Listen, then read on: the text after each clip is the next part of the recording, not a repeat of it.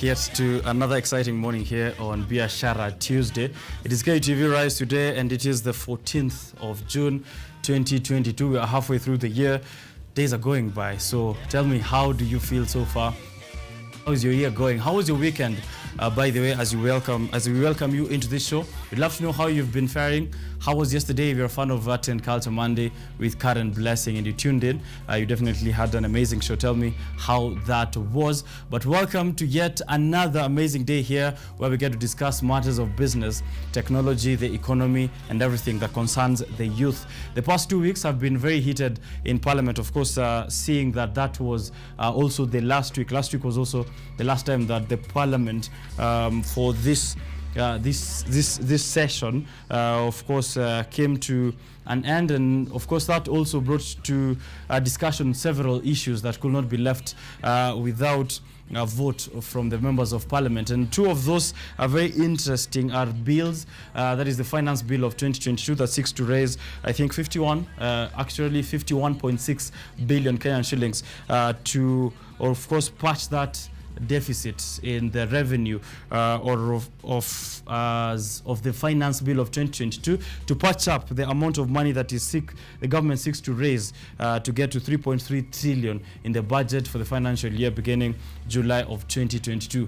Another bill that was in Parliament was the ICT Practitioners Bill of 2022.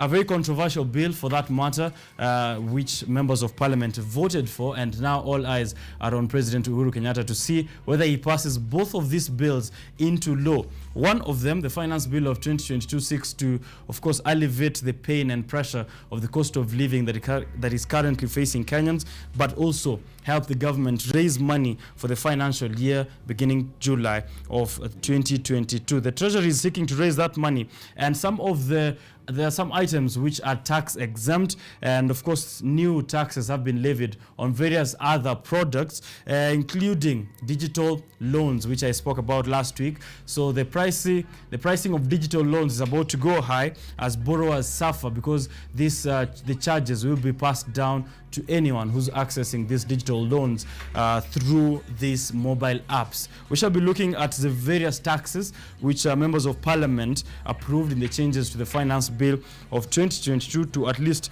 generate that revenue. Some of the things that they refused to add taxes on are the beer products, because apparently the members of Parliament are pointing towards the fact that if taxes of beer are going up, we'll have more drunkards accessing illicit brew. So that's the fear right there, and has helped the members of Parliament amend and reduce the taxes of basic commodities as well, and as of beer, liquid petroleum, and some various products which we shall be making sure we take a look at as we go on with the show.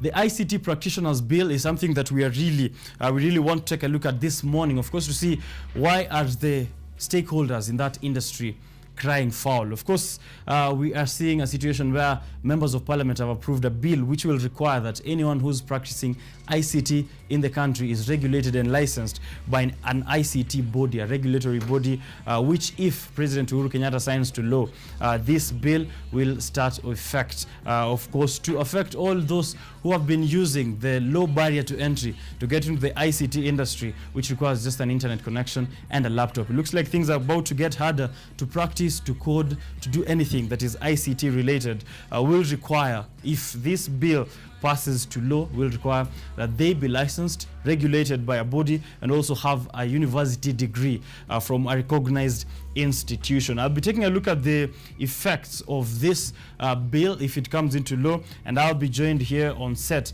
by an interesting party who's been here before as well with us. Victor Malala, CEO of Analytica Soft, is a stakeholder in the ICT industry, and the ICT bill is something we're going to be taking a look at with him once he joins us, so don't go too far. Ensure you're sending me in any questions or confusion that you might have as regards to the ICT bill of 2022. What do you feel?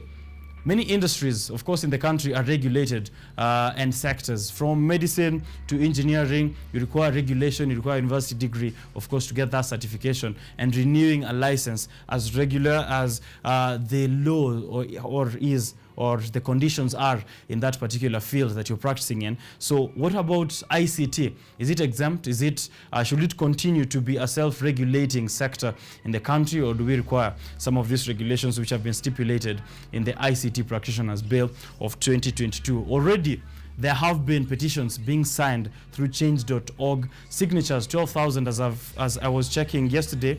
So we require more if that is what the stakeholders are doing, but I'd love to get your thoughts and questions as we try to dive much more into how this of course came up to be. From 2016 to 2020, this bill has gone 3 times to Parliament, and the third time looks like it's a charm. It's already headed to the president's seat. Ogweno Stephen is also another guest I'll be here with this morning. He's a co-founder of Legacy Leadership Africa. He has a book launch and a course that is coming up on entrepreneurship that is expected to happen on the 24th of June 2022. I'll be giving you the details of where that is happening, but he'll also be here to tell us much more on what is in the book, what is entailed in the course, and how you can join in the efforts that he's putting up to ensure that entrepreneurship, as we are trying to get education on entrepreneurship. I also have Wanjiku Wanjiku Kabura with me here this morning, Business Development Manager of Lopias Agriculture Enterprise Limited. Lopias Enterprise.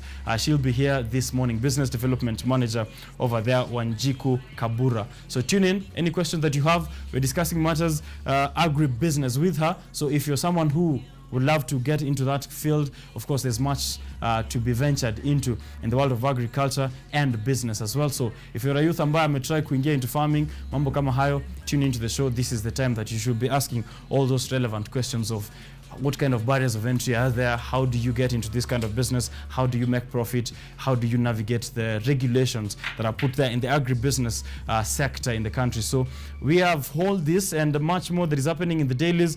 The Standard here has a very interesting headline: the state of grand wastage, the amount of money that is unaccounted for in the government or the administration of President Uhuru Kenyatta. Billions allocated to various state departments, from the ICT ministry to 61 state departments, where a total of 56.5 billion Kenyan shillings is still unaccounted for. And there's much more, of course, into the details inside the Standard. I'll be taking a look at that.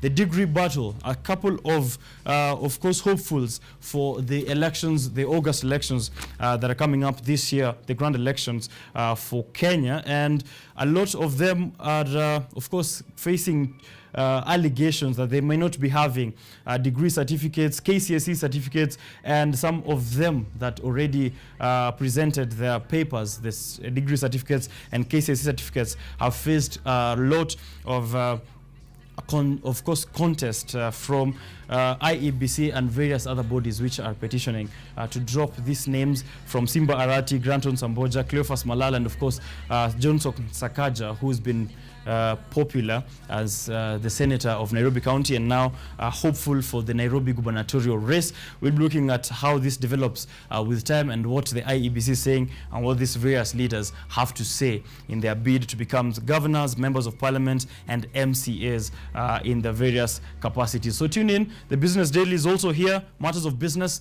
are also something that is important. We look at the news that is happening, what kind of developments are there, NSC, the loans, and also cryptocurrency. What Bitcoin are crying, and I'm seeing here that avocado is currently way better to invest in than Bitcoin. So how's that? What is happening in the world of cryptocurrency? Tune in to this. We shall be looking at that in technology. Of course, this is the biggest business and technology show in this side of the sub-Saharan. Thank you for tuning in. We'll be live on Facebook and also on YouTube.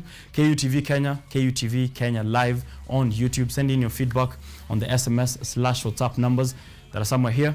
On social media, at KUTV_Kenya, at Richard_Okenya, the hashtag to use, hashtag Biashara Tuesday. Niambie nani unataka join into the show tuongee mambo ya biashara, au sivyo? I'll be getting back to you with COVID updates. There's a spike in COVID numbers. We are taking a look at that to see whether we are sliding back to where we came from, and then we shall take a look at what is happening on those roads, give you alternative routes to use if you're not yet out of the house. But if you're out there, tell us how the roads are looking like, and then we're giving you those updates as the show goes on. My name is Richard Okenya. I'll be the host all the way to 10 in the morning. I hope you enjoy. Let's kick it off.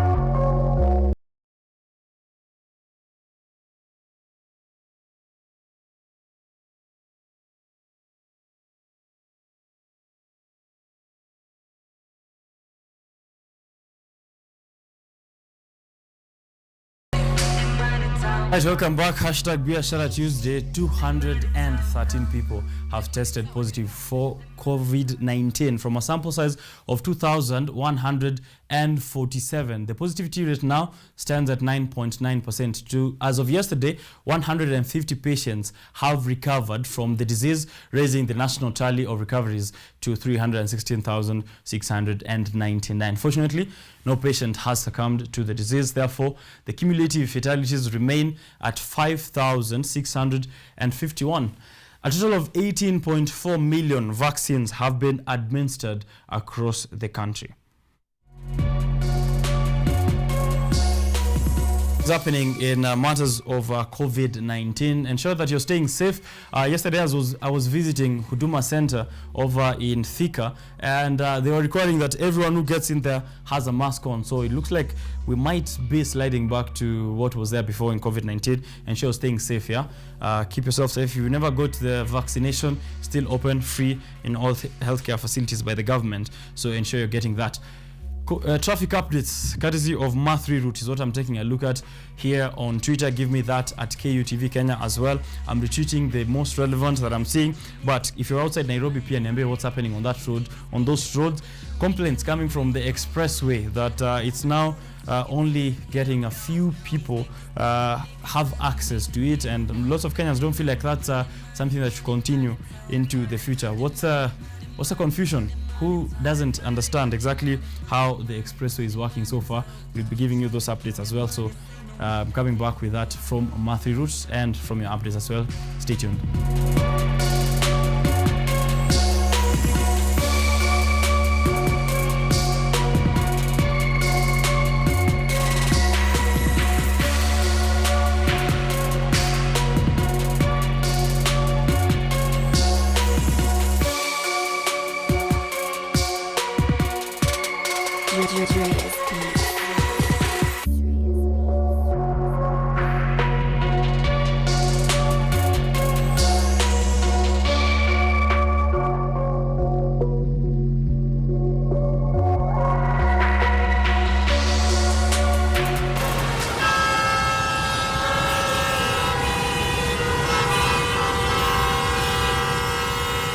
All right, warning numero uno. It's coming from Thika Road. If you're on Thika Road, let nothing convince you that from drive-in you can take that Mathare Road to exit Juja Road and then to town. It is a big mess apparently.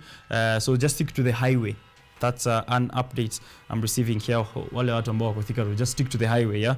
There's mad traffic also. Mad traffic from Airtel along Mombasa Road. So they have also closed one lane at some point. Ni gari moja tu inapita apparently. So those who are they're also probably repairing those potholes that are over there in Mombasa Road. So watu wa Mombasa Road, beware from Airtel to town. Doesn't look good for you. Ni nini naendelea hapo? Please detour at Southern Bypass sahi if you're trying to head to town.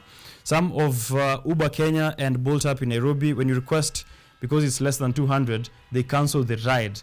Someone could be in need of a hospital. These drivers need more training because it's not about the money but the service offered. Really, think it's about the money. That's why they got into the job. However, I will not know what the reasons are. If you're a Bolt or Uber driver and you have reasons why you're declining offers less than 200 bob, please do tell us. Kuna complaints. Kim Davis, very sorry to you. Mombasa Road towards town, parking lot on the freeway from Cabanas to Southern Bypass. What is happening over there? Guys, the Nairobi Expressway, as I said, here a complaint from Jimmy 157 say it's why is it serving the needs of a few individuals but forcing out the greater majority of the user. Even for those who avoid the section from Cabanas to Airtel, still find long queues at the Capital Center and the Museum Hill. So the complaint is that apparently the guys who are not using the expressway are suffering from the traffic build-up that is happening on the expressway. So if you have any more information on that, please do tell us how you are getting affected. Of course, I also saw a report last week or a sighting of a BRT bus in operation on Thika. I don't know if that's correct. If you do have that information, please also do update us on how that is going on. If you've had a taste of the BRT buses, how's that going on so far? Well, out on Tumia Expressway, also do tell us how that experience is looking like for you. Traffic is at a standstill in Mombasa Road all the way to town. So while out on Mombasa Road, if you're not out of the house yet, please do find an alternative route. There's no way you're making it at this hour. That is what Obagalito is saying. Mombasa Road is all I'm seeing here. Thika Road, Riara Road, there's a motorcycle accident that has happened there and it's a hit and run. So traffic officials who are over there, kindly hapo nakwambia pole pole. That is what Davison is saying. Why are school buses and vans not given a free access in the expressway? Valid concern from Obagalito. Why are school buses not being offered freeway in the expressway if we are intending for these students to get to school early? Yeah, so wale watu ambao ni wanajua hayo mambo watuambie more updates. Please do tell us if you're outside Nairobi, how it's looking like. Alternative routes, kuna kwa na traffic Nakuru or Eldoret or Kisii Town or Turkana. Do tell us. We'll be happy to update you. So, but before we do that, let's take a look at what is happening in your world for the past 24 hours. News updates coming out of your world as of last night.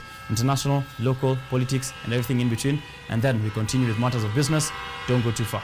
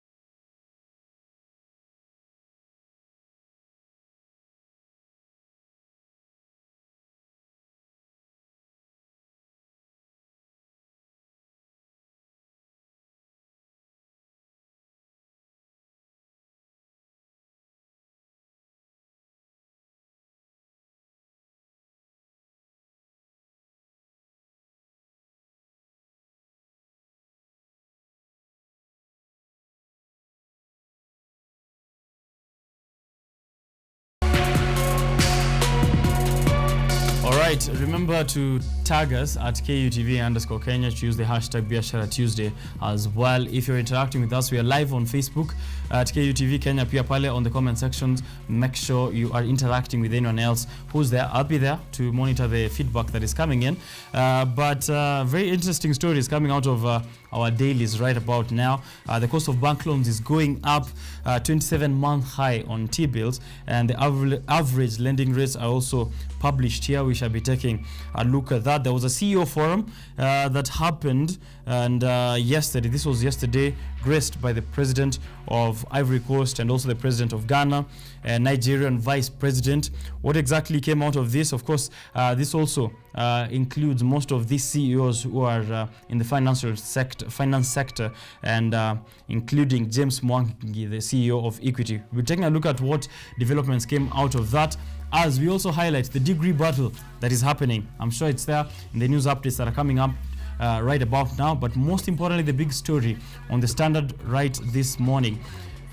The amount of money that Kenya is trying to raise through the new taxes that are levied in the Finance Bill of 2022 is 56.1 billion Kenyan shillings.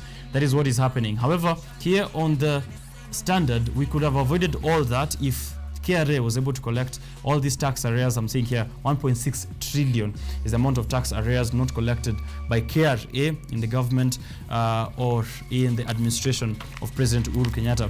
56.5 billion, the cost of 61 state department funded projects that have been delayed, and that money cannot be accounted for. 12.5 billion is the amount of money that the ICT ministry was not able to account for. We'll be taking a look at that. But now that I mentioned the ICT ministry, the ICT Practitioners Bill of 2022 just passed the third reading in Parliament, and that was the last bill that parliamentarians had a look at before, of course, breaking the lower house of Parliament and going for, of course, the election campaign period.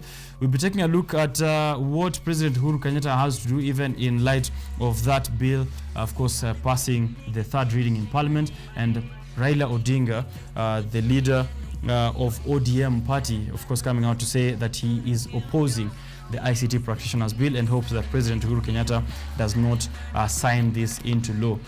I'll have that discussion into detail with Victor Malala, who is the CEO of Analytica Soft. So don't miss out on any bits of that. Just an update on what we'll be taking a look at throughout this show. Continue giving me your questions and, of course, what you'd like to know much more into matters of ICT and the ICT Practitioners Bill of 2022. Let's take a look at what has happened in your world in the past 24 hours and then give you those updates right about now.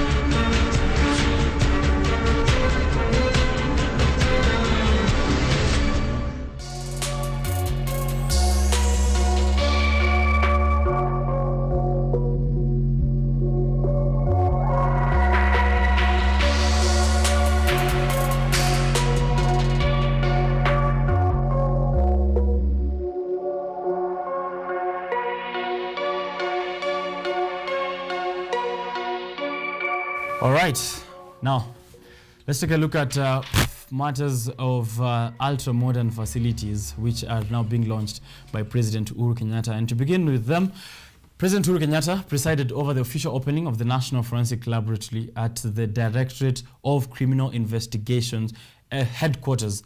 That is yesterday. The ultra-modern facility is comparable to none in Africa and is a regional seat for forensic investigations. The head of state has commissioned the National Forensic Laboratory at Mazingira House with an intention of enabling a fast-track investigation of serious crimes including terrorism, murder, robbery with violence, cybercrime, and rape, among others. Speaking during the event, President Kenyatta stated that the project had been delayed for over 2 decades, thus robbing the people of Kenya the opportunity to make full use of the potential offered by technology and advanced science in unraveling crime.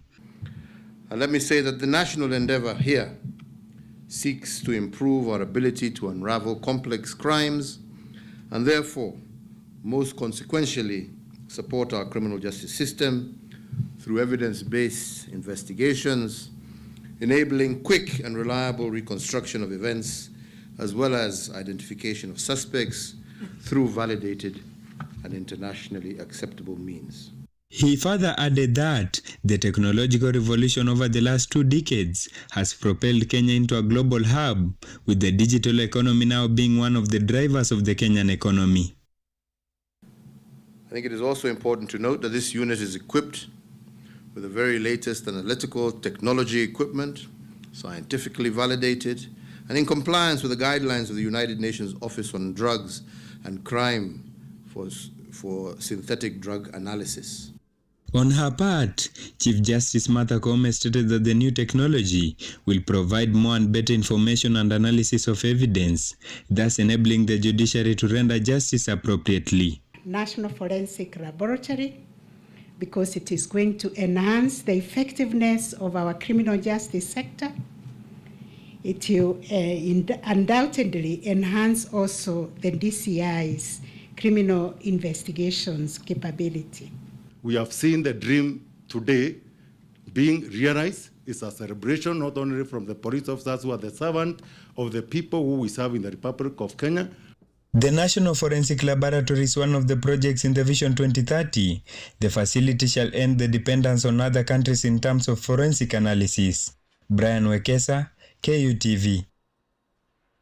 All right, so the DCI's Digital Forensic Lab is going to be used to identify, seize, acquire, and analyze all electronic devices related to all cyber-enabled offenses reported, as to collect digital evidence. So, according to President Uhuru Kenyatta, issues such as those nitumia hiyo pesa hapa, hiyo ingine pesa imeingia maji, mambo kama hayo, all those committee frauds or so-called committee frauds shall be issues which are solved under the Digital Forensics Laboratory. We shall be following up on that. Of course, a very interesting piece of technology arriving in the country at this moment. The Azimio la Umoja One Kenya coalition presidential aspirant Raila Odinga and his running mate Martha Karua, together with the Wiper Party leader, Kalonzo Musyoka, have, as of yesterday, led the campaigns in Kisii County. The leaders have promised the residents that they have the interest of Kenyans at heart and they will improve the living standards of Kenyans. The Azimio la Umoja One Kenya presidential flag bearer Raila Odinga and the Azimio Brigade today took their campaigns to Kisii County. While speaking in Etago area, the presidential hopeful promised that should he assume power, his government will fight the enemies of Kenya propagated by corruption that he termed to be ignorance, disease and poverty. Odinga said to achieve this he will ensure free education, effecting the Babacare health scheme and introduction of modern farming equipment. Sahi nimetoka kufungua hospitali mpya hapo umejengwa hapa Nyamarambi. Gavana Ngwai. Hapo. Nimesema hapo kwamba kuanzia mwaka ujao sisi kama serikali ya Azimio tutazidisha pesa ambayo inatoka juu na kuja hapa chini. At the same time, Karua promised the Kisii residents that their government must deliver, saying Odinga has sacrificed a lot for this country. The leader said that their manifesto is achievable and their main aim is to create jobs for the youth. Kalonzo Musyoka, on the other hand, thanked President Kenyatta for endorsing Odinga as he retires. Nchi nyingi Afrika zinazorota kwa sababu viongozi wanakatilia mamlakani. Mimi naomba ndugu, I'm looking for sacrificial champions. Champions ambao wanaweza kusema kama Kalonzo alisema mara ya tatu, I want my brother Raila and my sister Mother to make the next government. Lakini wafisadi wote, awe ni mtoto wangu, awe ni dada yangu, awe ni mpinzani, sheria ni moja kwa wote. And the leaders in the Azimio fold dismissed their Kenya Kwanza counterparts' promises in their campaigns, saying they cannot be a solution to the problems they caused. Okero Motaroki, KUTV. On the side, Deputy President William Ruto has met several stakeholders in his current residence, where he pinpointed education and economic sectors as crucial areas that needed strictness and proper investment, respectively. He also added that his bottom-up economic model will be an important catalyst to proper investment. Deputy President William Ruto met various stakeholders from different sectors of the economy in his current residence to discuss key issues affecting education sector and other crucial sectors of the economy. According to DP Ruto, quality standards needed to be maintained in the education sector. He proposed a charter with the education sector that he believed would be a better way to ensure quality provision of education in the sector is maintained. If you destroy education, you destroy a nation. And therefore, what you're saying here is very important to us. How we treat our lecturers, what curriculum we run, how it is run, and what it portends for us as a nation is so crucial and so important. Ruto clarified on the importance of focusing on income-generating resources within the country as a major contributor to the growth of local economy as compared to constant borrowing. Debt must be a last resort. We cannot run away from what we can do to generate our own resources because it is easy to borrow people's money. We don't have the luxury of such shortcuts. The DP insisted that its bottom-up economic model would fit with the ambitions to make Kenya a greater dependent on internal generated wealth to conduct its developments. Bottom-up is about the millions of young people you have churned out from your institutions. You know, you find your students selling roasting maize and selling on the road. That you didn't teach them to roast maize, but that's what they're doing. So we need to fix the challenge of youth unemployment. Besides seeking more votes before the August 9th polls, the Deputy President has kicked off the plans to improve the economy of the country in case elected president by involving leaders from education and the economic sector as the basis for his government's prosperity. Kevin Omondi, KUTV. So they identify themselves as Kenyans. They claim they are Kenyans by right. The Nubian community in Kenya continues to live unrecognized in their ancestral home. Lacking citizenship, Nubian families cannot obtain certain jobs, have limited access to education, and have no political voice. Take a look at this special feature of the Nubian community done by Ann Odida.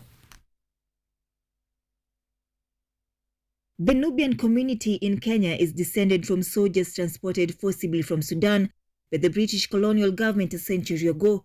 Although over 100,000 Nubians have lived in Kenya for decades, they are unable to access Kenyan citizenship and remain stateless.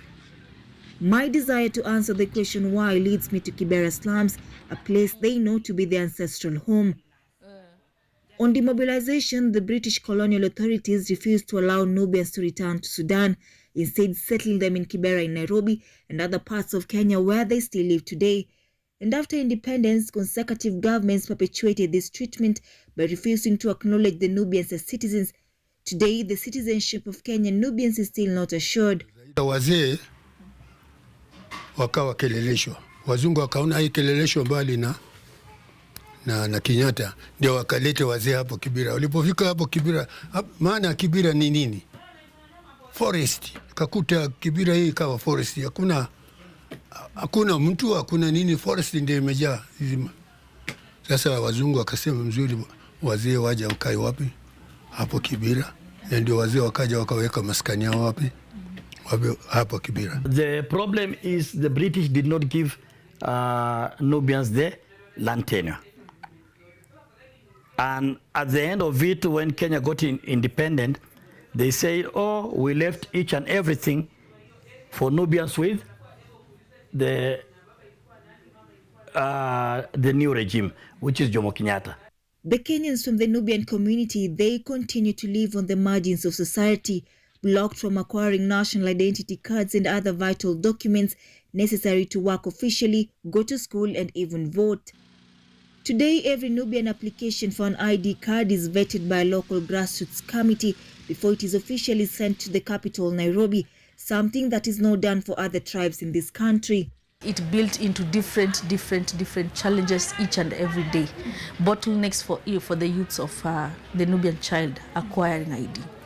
There is vetting process. There is abuse of discretion, whereby a registrar can think of actually asking for a birth certificate of a grandfather or a grandmother. Bearing in mind, the old people did not even have documentation. It is only Nubians young men and women were reaching 18. They will be going for their IDs on Tuesday and Thursday, not like any other Kenyan, from Monday to Friday. You see? And it is only a Nubian child who will be asked unnecessary documentation, because we all versed with Chapter 3 of the Constitution. The requirements are there. But that is not what is happening to Nubians. Many face substantial delays in obtaining their ID card or never succeed in doing so and are left essentially stateless. Without an ID card, they cannot vote, travel, attend university, get married, obtain official employment, enter government buildings, purchase property, or carry out many other essential everyday tasks. According to Article 14 of the Kenyan Constitution, A person is a citizen by birth if on the day of the person's birth, whether or not the person is born in Kenya, either the mother or father of the person is a citizen. Clause 1 applies equally to a person born before the effective date, whether or not the person was born in Kenya, if either the mother or father of the person is or was a citizen. Parliament may enact legislation limiting the effect of Clause 1 and 2 on the descendants of Kenyan citizens who are born outside Kenya. A child found in Kenya who is or appears to be less than 8 years of age and whose nationality and parents are not known is presumed to be a citizen by birth. A person who is a Kenyan citizen by birth and who has ceased to be a Kenyan citizen because the person acquired citizenship of another country is entitled on application to regain Kenyan citizenship. By registration, a person who has been lawfully resident in Kenya for a continuous period of at least 7 years and who satisfies the conditions prescribed by an Act of Parliament may apply to be registered as a citizen. 2022, many have lived and died in this country, but not much has changed for the community, which continues to suffer discrimination and marginalization by the authorities. Today, they cry of having to deal with discrimination in a country they have lived all their life. The recognition of Nubi is one of the most unfortunate issues that has happened to a community in Kenya. Bearing in mind, all communities came from somewhere. When you think about the Bantus, they came from somewhere. Think about the Nilotes, they came from somewhere. It's basically Kenya, everyone came from somewhere. Sasa ile fikiri ndio wameleta ya kuongoza Kenya ndio unaona bado tunabaguliwa. Lakini ina hakika wale watoto watazaliwa itakuwa haina shida yote. Somebody like Kibaki. I cannot say Kibaki has a bad blood with Nubians, no. Today Uhuru, no. It must be British. British must have told this government, angalieni watu na macho mbili. This lack of effective access to citizenship leaves them with a second-class status, condemned to live in poverty.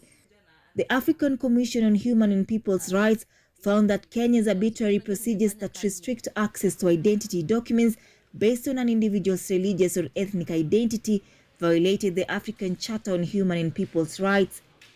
According to the Nubian Rights Forum Executive Director, the Kenyan government has remained reserved on the property rights of Nubians in the ancestral homeland of Kibera, insisting that they are squatters on government land.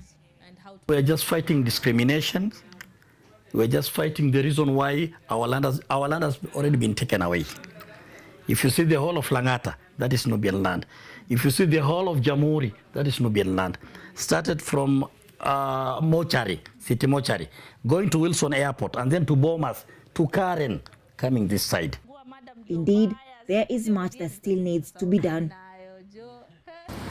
The Kenyan Nubians are left in an enclave of poverty, marginalized from the rest of the society and with few life prospects, while other communities living in Kibera have the option of returning to their ancestral homes.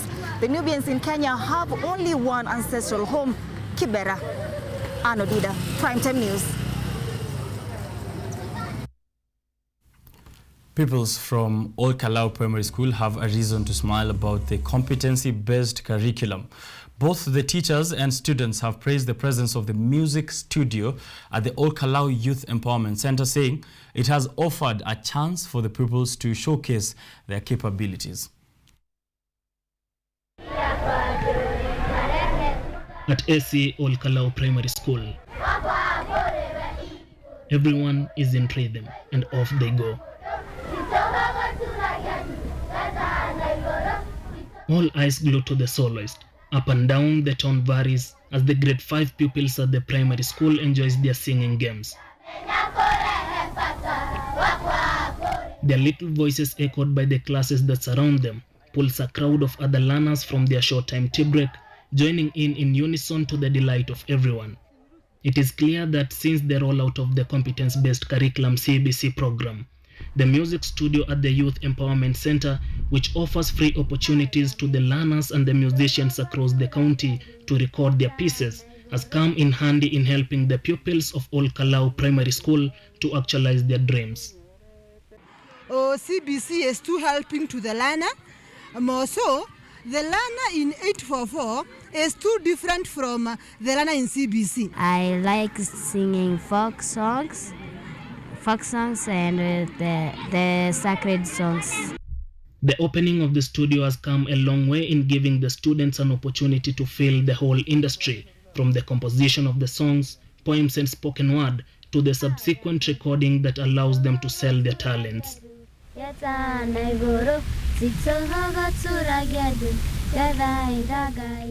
Wanashika because wakati walikuwa wakiimba nilikuwa nafuatilia, naona wanaendanisha na beat vizuri, because actually beat is very important kwa nyimbo. The lesson that offers them a cocktail of folk songs, patriotic songs and sacred songs, among others, a scouted talent that the school prides in, that saw the school grace the county Madaraka Day celebration held at its grounds. Morgan Okero, KUTV. The Kenya National Bureau of Statistics has reported that there has been a 22% increase of students qualified to pursue degree courses but are opting to join technical vocational education training institutes or TVETs over universities. This is noted to be in line with the increased focus on technical colleges in the quest to feed the labor market with craftsmen and technicians. Judy Mathenge sat for her Kenya Certificate of Secondary School Education examination in 2020, scoring a B+ and securing a chance at the University of Nairobi to pursue a degree course in pure mathematics. Yet she enrolled in a technical vocational education training institute to pursue her dream of being an electrical technician. You might have a degree in the university, but you might want to advance your knowledge, to have more experience, to have more skills, and any TVET institution can be better for you. Mathenge joins more than 2,000 students who qualified for university admissions last year but opted to pursue diploma courses in TVETs. According to the Kenya National Bureau of Statistics report, enrollment at TVETs hit 265,095 students from 217,040 students, making it the biggest rise in 5 years. Those who are able to cope up with the pandemic are those who had an extra skill or maybe had advanced skill in a certain career. And that is why me and my colleagues and I are here to be able to advance on our skills and our knowledge, to be able to cope up with such an occurrence or maybe a similar one that may occur later. Rift Valley Institute of Business Studies RVID Director, Mr. John Gitao, expressed concerns that the country is fighting a skills shortage that is hindering the smooth implementation of industrial growth, adding that TVETs produce highly skilled manpower. A diploma level or artisan or certificate, what we focus on is the practical aspect, and that's what the industry needs. According to the director, there is a ray of hope after enhanced investments in TVET education by the state, which is also giving out incentives to promote artisan businesses. The product innovation has been happening at a rapid pace that consumers are getting out of touch with the changes. This, he says, has created the need for certified workers to ensure efficient service delivery. Gloria Njoroge, KUTV.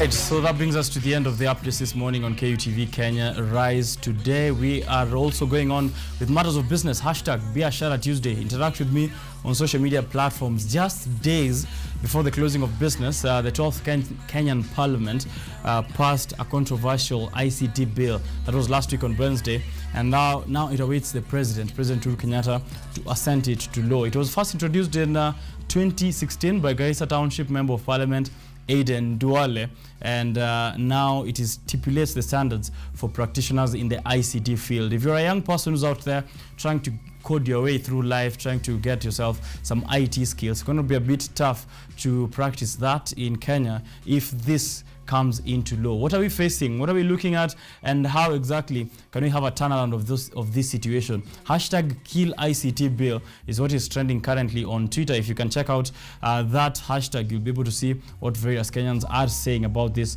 controversial ICT bill. We're going to take a break. However, I'm coming back with Victor Malala, who's the CEO of Analytica Soft. He's been with me here before discussing various matters. Of course, a stakeholder in the ICT sector in the country. It'll help me put matters into perspective. We see, should we kill the ICT bill or not? What are we facing at, and how exactly do we compare with the rest of the world in matters of regulating the ICT sector? So don't go too far. That conversation is coming up right about now. Any questions that you have, do ask them to me, all on our social media platforms, and I'll be sure to pass them over to CEO Analytica Soft and also myself, and see whether we have the relevant answers for you. So don't go too far. We are coming right back.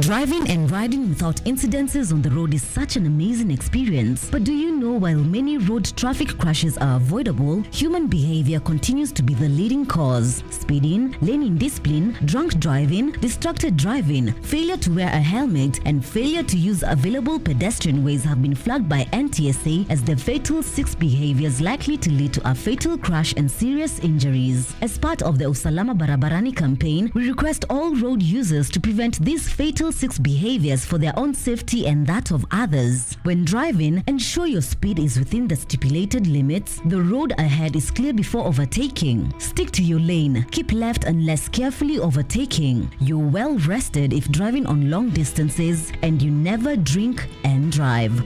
Usalama Barabarani starts with you. Fika Salama. This message is brought to you by the National Transport and Safety Authority and the European Union. Siku hiyo yenye furaha ajabu, machungu yote yatakwisha, mambo yote yatakuwa ni mapya. Tukutane paradiso, tukutane enzini mbinguni, baada ya dhiki za hapa ulimwenguni tukutane. Safina inang'oa nanga sasa hivi. Hivi sasa ni saa 2 Ijumaa usiku badala ya saa 3 kamili juu ya alama, due to public demand. Ungana nami Albanas Mwania, nahodha wa Safina Show, nikutoe ng'ambo ya pili hadi ufuoni. Safina Show, sauti ya matumaini. Natamani kufika pale, mji mzuri ajabu wapendeza, hakuna mfano wa mazuri yajayo, jitahidi ufike mbinguni juu. Siku yaja tutasahau yale yote yanayotuhuzunisha, tumeahidiwa na Mungu. The notion in the society is that a leader akiingia kwenye kiti anakuwa kama mwingine. Yeah. Mkubwa ni mkubwa, ama Kennedy Wambua Mbithi is different. That's why I told you that Kathiani Central people will vote for a change. I've been there. I cannot betray my own people. What's this type of change that you want to bring to these people in Kathiani? The people from Kathiani have suffered a lot from previous leaders who do not have them in mind.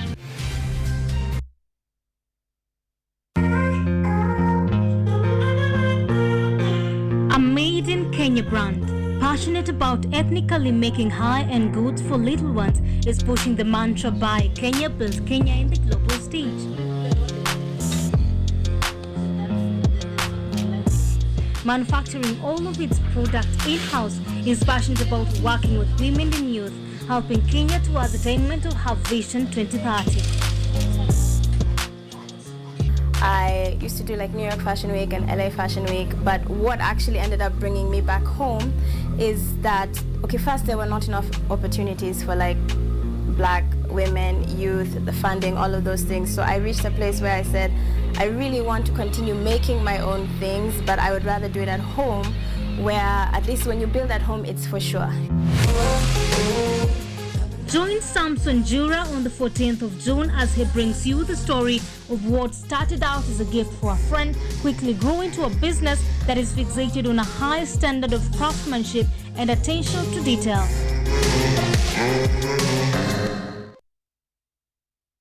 Things you know are right. Nothing worth the gain you attain by sudden flight. Don't you know that I still care for you? Me flip flop got me needing more and more of you. Gonna be the one to catch you.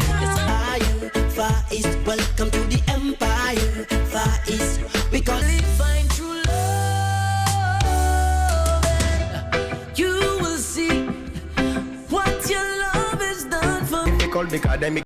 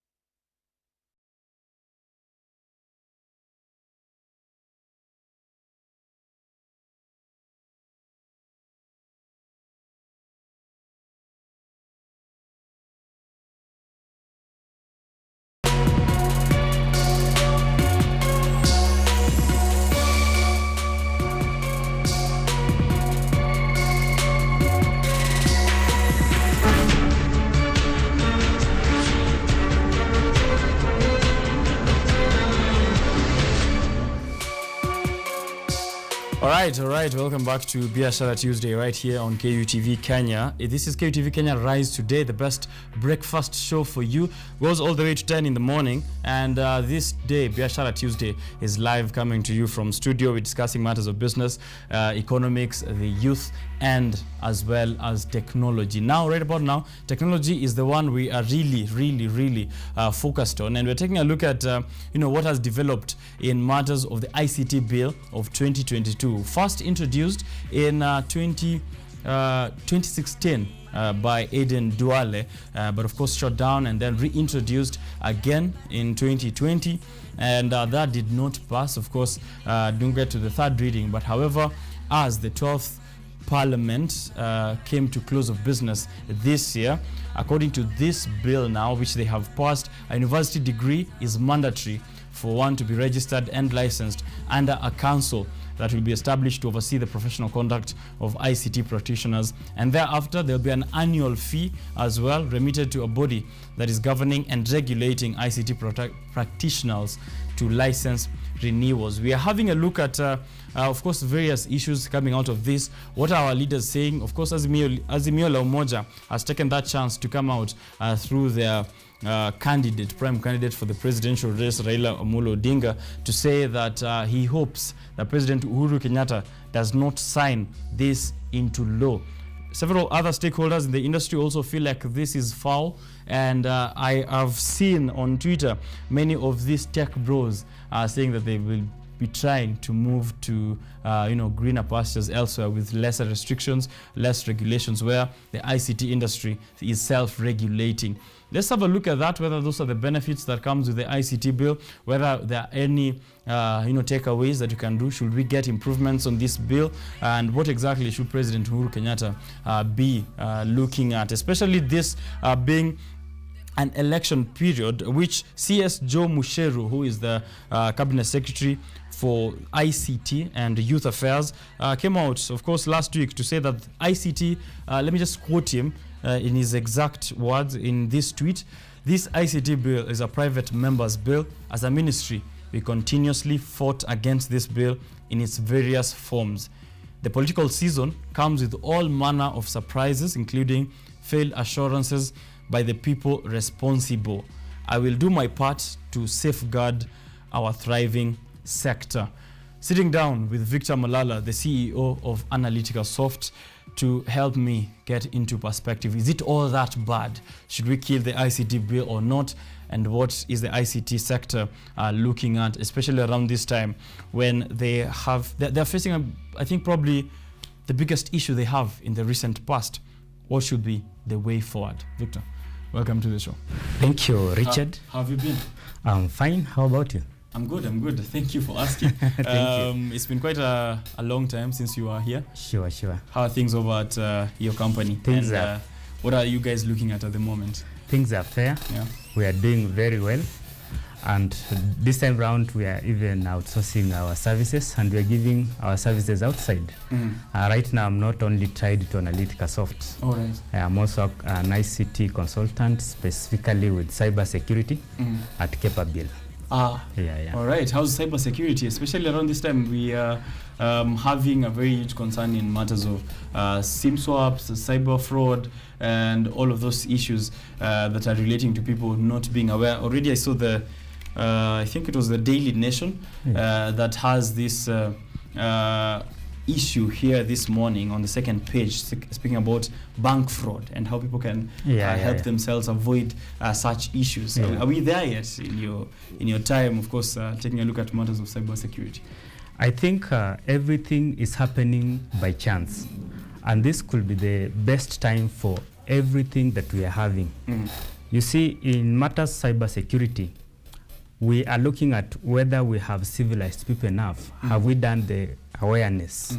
Are people aware of how they can mitigate these measures? Right. And what is the law saying about it? What are the practitioners doing about it? Right. What about the corporate sector? Those are the factors we are looking at when we want to look at crime, when we want to look at how people do the crime, how money is stolen, and how we are supposed to curb it according to the frameworks of the law. Right. Maybe a little digression as well also. I don't know if cybersecurity comes in with elections as well. Does that tie in matters of transmission? I know we've had very many issues in Kenya. Mambo ya server, nini. Do experts like you step in there? Yeah, there is, to some degree, there is a section of it that affects elections. Because in IT industry, there is what we call the hackers. And these people are capable of interfering with the transmission of results, whether it is for good, for bad, whichever the motive. But the baseline is that I believe we need to have a law, we need to have a regulations, as well as ensuring that the young people in this industry are able to proceed with their innovations, and everything else needs to go as it should be. All right. Things should be going as they should be. Yeah. And now over in the ICT industry, where you are also a practitioner and a stakeholder, key stakeholder, I will say, in quite has been there for a few years now, or a couple of years then. There is this bill, the ICT practitioner bill, of course, introduced by Garissa Township Member of Parliament, Aiden Duale, and is stipulating the standards for practitioners in the ICT field. When we were just coming on air, you told me it's not all that bad. And I also see sentiments here saying that the bill is set to improve the quality of work for individuals working in this sector, a regulated landscape giving rise to ensuring that the training programs are up to date and benefiting practitioners in this field. However, on the downside, we are seeing a bill that stakeholders and the majority of people in the ICT sector see as a means of gatekeeping ICT through registering, licensing, requiring of a university degree, which is actually the biggest issue that they have there. The requirement of a university degree. It has hit very many sectors in the country. Politically, we're also seeing members of I'm seeing also here people who want to become governors or get several seats in the next general elections facing issues of the university degree. Maybe let's begin there. Should we have that there? Because maybe in my thought process, I was maybe a few amendments can be done, right? We scrap one thing there, we regulate one thing there, maybe we remove the license, maybe we remove the annual fee, but totally let's remove the university degree, because Microsoft, Bill Gates, Steve Jobs, all of these big names, Yeah. Mark Zuckerberg, the icons of ICT, we will say, they do not have university degree, they do not have a license, they are not regulated in any way. How is regulation? Richard, your scope is so wide. Yes. Maybe we can break down this step by step, starting with one thing at a time. Right. And then looking at the ICT bill, the bone of contention is at the requirements and probably the fee. Right. That's mainly what youth and practitioners are complaining about. Since this is a bill expected to be signed into law, and just like any other law, it can be amended. But then we are also looking at other factors surrounding the bill. This is a political season. Looks like the parliament just rushed into passing this bill because they are breaking for the holiday. Me, I will look at it from a professional point of view. What is the state of cybersecurity in Kenya? Are we able to act on the current state of cybersecurity in Kenya? And how does this bill come in to this particular matter? Right. The issue of the requirements of a degree, I believe we have so many young people around here and professionals who have already met those requirements. Right. Well, we can pass that into law, and we can have those who do not have those requirements practice under the registered or licensed practitioners. If that really doesn't make sense, it doesn't have to be that fast. Right. We can put that bill aside, wait when the new parliament comes into place, amend the areas that we think are touching us, then the bill can still proceed. Richard, I'm telling you for a fact that in Kenya, we have a serious problem facing cybercrime, and especially fraud. And these are issues touching directly to Data Protection Act. Today, if somebody stole your money and you're following up, there's some information you can't get because of Data Protection Act. You're told this data was not collected for this purpose or because of this and this reason. But then we are also looking at who are these people committing this crime. You see, an amateur cannot commit a crime. We are looking at an expert being able to commit a crime. What is the code of ethics? What standards? What are the regulations that these experts are supposed to hold? What is the punishment that is supposed to be given to anyone who breaks the code of standards or the code of ethics? That can only be reinforced if we have a body in place that can punish anybody who breaks those rules. And many other areas, Richard. My greatest surprise has been on the politicians, and especially Right Honorable Raila Amolo Odinga and ICT Secretary, ICTCS Joe Msheru. They behave like they have just landed from Jupiter and realized the bill has passed when the bill has been here since 2016 or say 2020. And actually they had the time of putting their grievances into the bill. I'm sure with the magnitude and audience these two have, if they will have aired their concerns, I'm very much sure, Richard, the parliament will have considered. I'm going to agree with you on one thing. Yes. Crimes are committed by experts. Yes. There's no quack committing a crime. Sure. However, if we are looking at regulating the practitioners, yes, what happens to those who are offering services and they're not in the country? Someone is outsourcing from Russia, someone is outsourcing from Uganda, from South Africa. How will the government then at that point ensure? Or is that when we continue to do continuous amendments and it's a bill that is always in parliament, going back to do amendments after every single year? Thank you for answering the question in the first part of it, but I can give you a better answer. We have a licensing body called the EBK, Engineering Board of Kenya. That one, I believe, is within the borders of Kenya. But who are doing our roads, our buildings? The engineers from China. Right. How do they do it? They come here, they get regulated, and then they begin the work. That's how things should be done. But the internet is not a physical location, though. You see, Richard, there is what we call the law.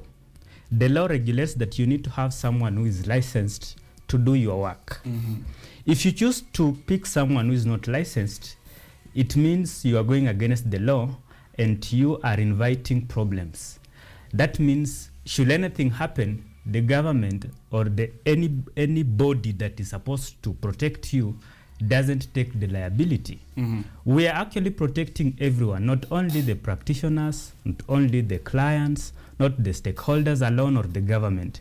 We want to take care of everybody. I must admit that the bill in itself isn't comprehensive enough to take care of so many issues, but we need to have a starting point. Right. I believe so. All right. Yeah. I'm seeing statements here from several members of parliament who supported this bill, and I think I'll mention mainly the ones that are of interest, or the ones that have raised interest in me. Honorable Martin Owino, who supported the ICT practitioners bill, is agreeing and saying that Kenya is experiencing a mushrooming of ICT training centers that do not meet basic standards. So he wants the law passed because such centers must be held accountable in terms of what they train. Yeah. We have seen cases, however, there's free resources which are online. Yeah. You can go online, web schools, you can go to Google, go to YouTube, coding lessons, everywhere online. Yeah.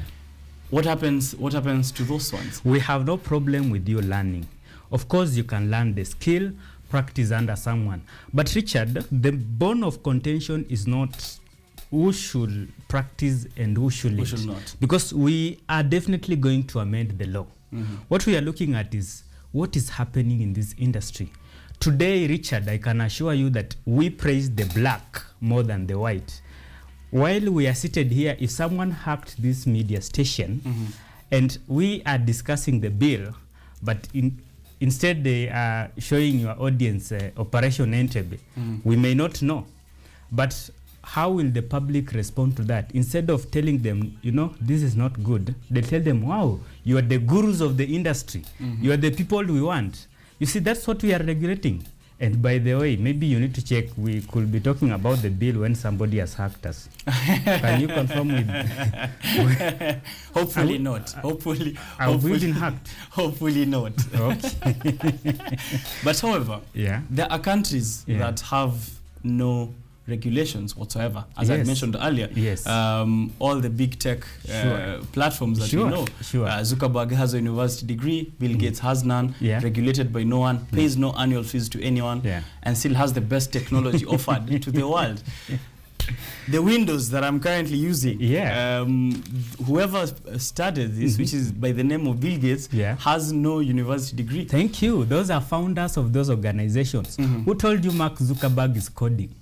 Who told you Bill Gates is coding? But he's a practitioner, however. Yes, he's in the industry. Okay, that's their country. You see, there is the cyberspace is affecting each and every region uniquely. Yesterday, the president launched a lab, a forensic lab. Right. The only one of its own in East and Central Africa. As well. Actually. Yes. Why? It's because the cyberspace within this region cannot may demand such a lab compared to maybe West Africa or any other region. You're looking at that. Look at cybercrime in Kenya, compare in Uganda, DRC or Burundi. We need to have something, we need to do something to curb this. We are having people losing money daily. By the way, if your phone got lost today, you aren't even sure if the money that is in your M-Pesa is okay. Right. Plus, we need to regulate, innovation. People are pretending that everything is innovative when some of these things actually need to be regulated. If you came up with a laptop, because you are an innovator, you come up with a laptop and the display screen is on the bottom side. We need to praise you because you've innovated a new laptop. Really, does that cater for you, for the standards of the industry when it comes to that? If we go down that path, will we end up regulating every single industry? Then we say designers have to be regulated, graphic designers have Those to be regulated. Those things are regulated, Richard. They are. Only that you do not see it. We have a body called IEEE that regulates how you need to make a button, a power button. You see, I can't create a power button and put there an image of a person. There is a particular standard that is tied to those designs that we have. However, we are saying that there are already many Yeah. who are practicing, Yeah. and they are experts Yeah. in the field. Yeah. What happens to those? Microsoft already set up operations in Kenya through their ADC office. Yes. Google already did that as well. I'm seeing Amazon also bringing operations. Many of these tech giants are coming in, have employed a lot of graduates and non-graduates who are experts in their regard. Yeah. What happens to these ones? Do we throw them away? Do we do away with them? No, we don't. You see, Richard, my first explanation was that this law is not comprehensive. That was my stand. But secondly, I said we could as well need it as long as we modify some parts of it. And if you look at the main reasons why we are having this big tech companies setting up centers in Kenya, is because we are having an enabling environment. One of the enabling environment is that we have enough power, like we do not have constant blackouts. We have the talent in Kenya, we have the people who can do it, and a willing government. Then somebody asks, what is a willing government? A willing government is a government that is willing to put in place regulations that will protect all the players in the sector. And that's how we start. Yeah. All right. Let me see if you agree with this. One honorable member of parliament who is the one at the center of all this, Honorable Godfrey Osotsi, the final bill sponsor, has said a few things. Most notable of those is that this bill will reduce the cost of ICT services in Kenya. This is where there is, because there's no law that guides how ICT services and products are priced at the moment, which I also do agree with. And he also says that self-regulation in the country has failed because everyone wants to do his bit and there's no control, that it will bring harmony, structure, and remove disorder. Has self-regulation failed? Yes. Hasn't it, let's say, tripled innovation, enabled people to venture into things they will never maybe have accessed in this particular market? You know, I don't understand how somebody feels like saying we need to have practitioners regulated will prevent innovation. Innovation is a talent, you know, Richard. And I have sat down with the people who are innovators, and I can assure you that if you have an idea and you come up with that idea, will not be able to pin you down because you do not have a university degree. What we are saying is that we have some things that you need to have a license in order to do. I was training a board of a circle sometimes back, I think last week, and their main concern was that they were hacked. But when they were hacked, they had to procure a company to come and do an audit. And they realized that the company did the audit wasn't qualified enough. Actually, what they did wasn't what they expected. Then that narrows down to who did the audit. Is this person even qualified to do the audit? Are you looking at those? Right. So how do we know that so and so is qualified to do an audit if we do not have such kind of regulations? Right. In line with that, they're also saying that foreign ICT firms needs to be regulated because we are losing a lot of money, actually 21 billion Kenyan shillings every year. One, through cybercrime, and no one is prosecuted. Two, through money that ICT practitioners, because of offshore ICT services. So someone procures services from an ICT firm that is based in somewhere in Venezuela and does not get to pay taxes here in Kenya. Sure. Is there a more of a political angle than taking a look at really regulating IT and supporting innovation? Richard, I can assure you, I do not think in the recent past evidence suggests that members of parliament who do not require a degree to be in parliament have that much concern in the affairs, let's say, of the youth, of ICT, of the industry. I don't think members of parliament are that concerned about how the IT industry is operating. Listen, Richard, and I can assure you 101%, there is no industry that is not affected by politics. Every industry is affected by politics. It all depends with how you want to approach with it. And in my own assertion, I can assure you that we are importing hardware that has loopholes. Our systems are failing to be protected day and night because of we do not have those regulations. We need to have regulations that determine what kind of hardware do we import. We have companies out there which assemble hardware that is porous. When we start using that hardware, they can hack into us and they can steal our information and data. What I'm actually agreeing with the bill is that there are sectors in this industry that need to be governed, and that's purely true. Right. Yeah.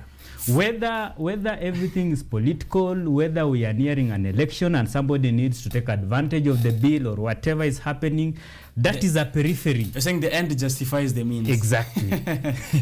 And timing is, by the way, one of the greatest achievements man can have. Because, you see, maybe this bill wouldn't have passed if it came at any other time. But at this time, whoever struck it must have been a guru. Third time's a charm. Yes. Feedback. Edward Wambani, I have noticed that these fellas with degrees but no skill set and jobs are the bitter ones here pushing for this bill. And I went to campus, studied for 4 years, but came out with nothing but my degree. I had to learn coding and fresh after campus. The degree I have is useless in ICT. So the concern is that whatever is being taught in these recognized institutions, where the bill is saying that one must have a degree from a recognized institution in ICT. However, the students are saying that what they study in school is not relevant out there. They have to teach themselves all over again, regardless of whether or not they got that degree. And I'd have to agree with that as someone who also did IT in my course. I was being taught Pascal programming, which is something that is obsolete as of the moment.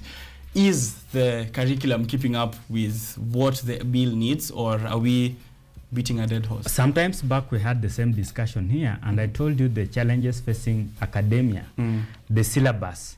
It takes so much to edit the syllabus and include into the syllabus what is needed. Yeah.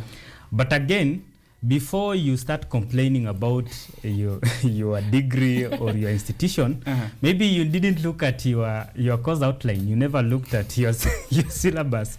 Maybe it never included that you was, at the end of the day, you'll be a programmer and all that. Okay. But it's honestly, it's true. Majority of the products we have are not handset on the skills. Should we then begin there? Maybe start with that. But that's what the bill, and then come to the that bill. is included in the bill. The council, if you look at the bill, the work of the council is to monitor, address those. Yes. Oh, okay. That's part of the bill. All right. Yeah, I'm meant to believe that these people, you see, most of these people have heard this on social media, and they're coming out because somebody has said it's bad and therefore it has to be bad. Yes. All right. Yeah. I still don't understand the fear for regulation. Forget semantics. Almost all, this is Abbott Okelo Oteyo, saying forget semantics, almost all professions are regulated. Why not tech? Will anyone of you go to somebody with medical ideas but not qualified for surgery? Would you hire somebody with an idea about law but not qualified to defend you? Exactly. Look at the point. We still do have quacks who are doctors, though. Yes. Who are practicing chini ya maji, procuring back street abortions and all of that. And that simply means we will also have quacks in the industry. But then we want to look at what is the percentage that, okay, can I put it like, how much are we going to achieve? We are going to have much of the work being done by qualified persons.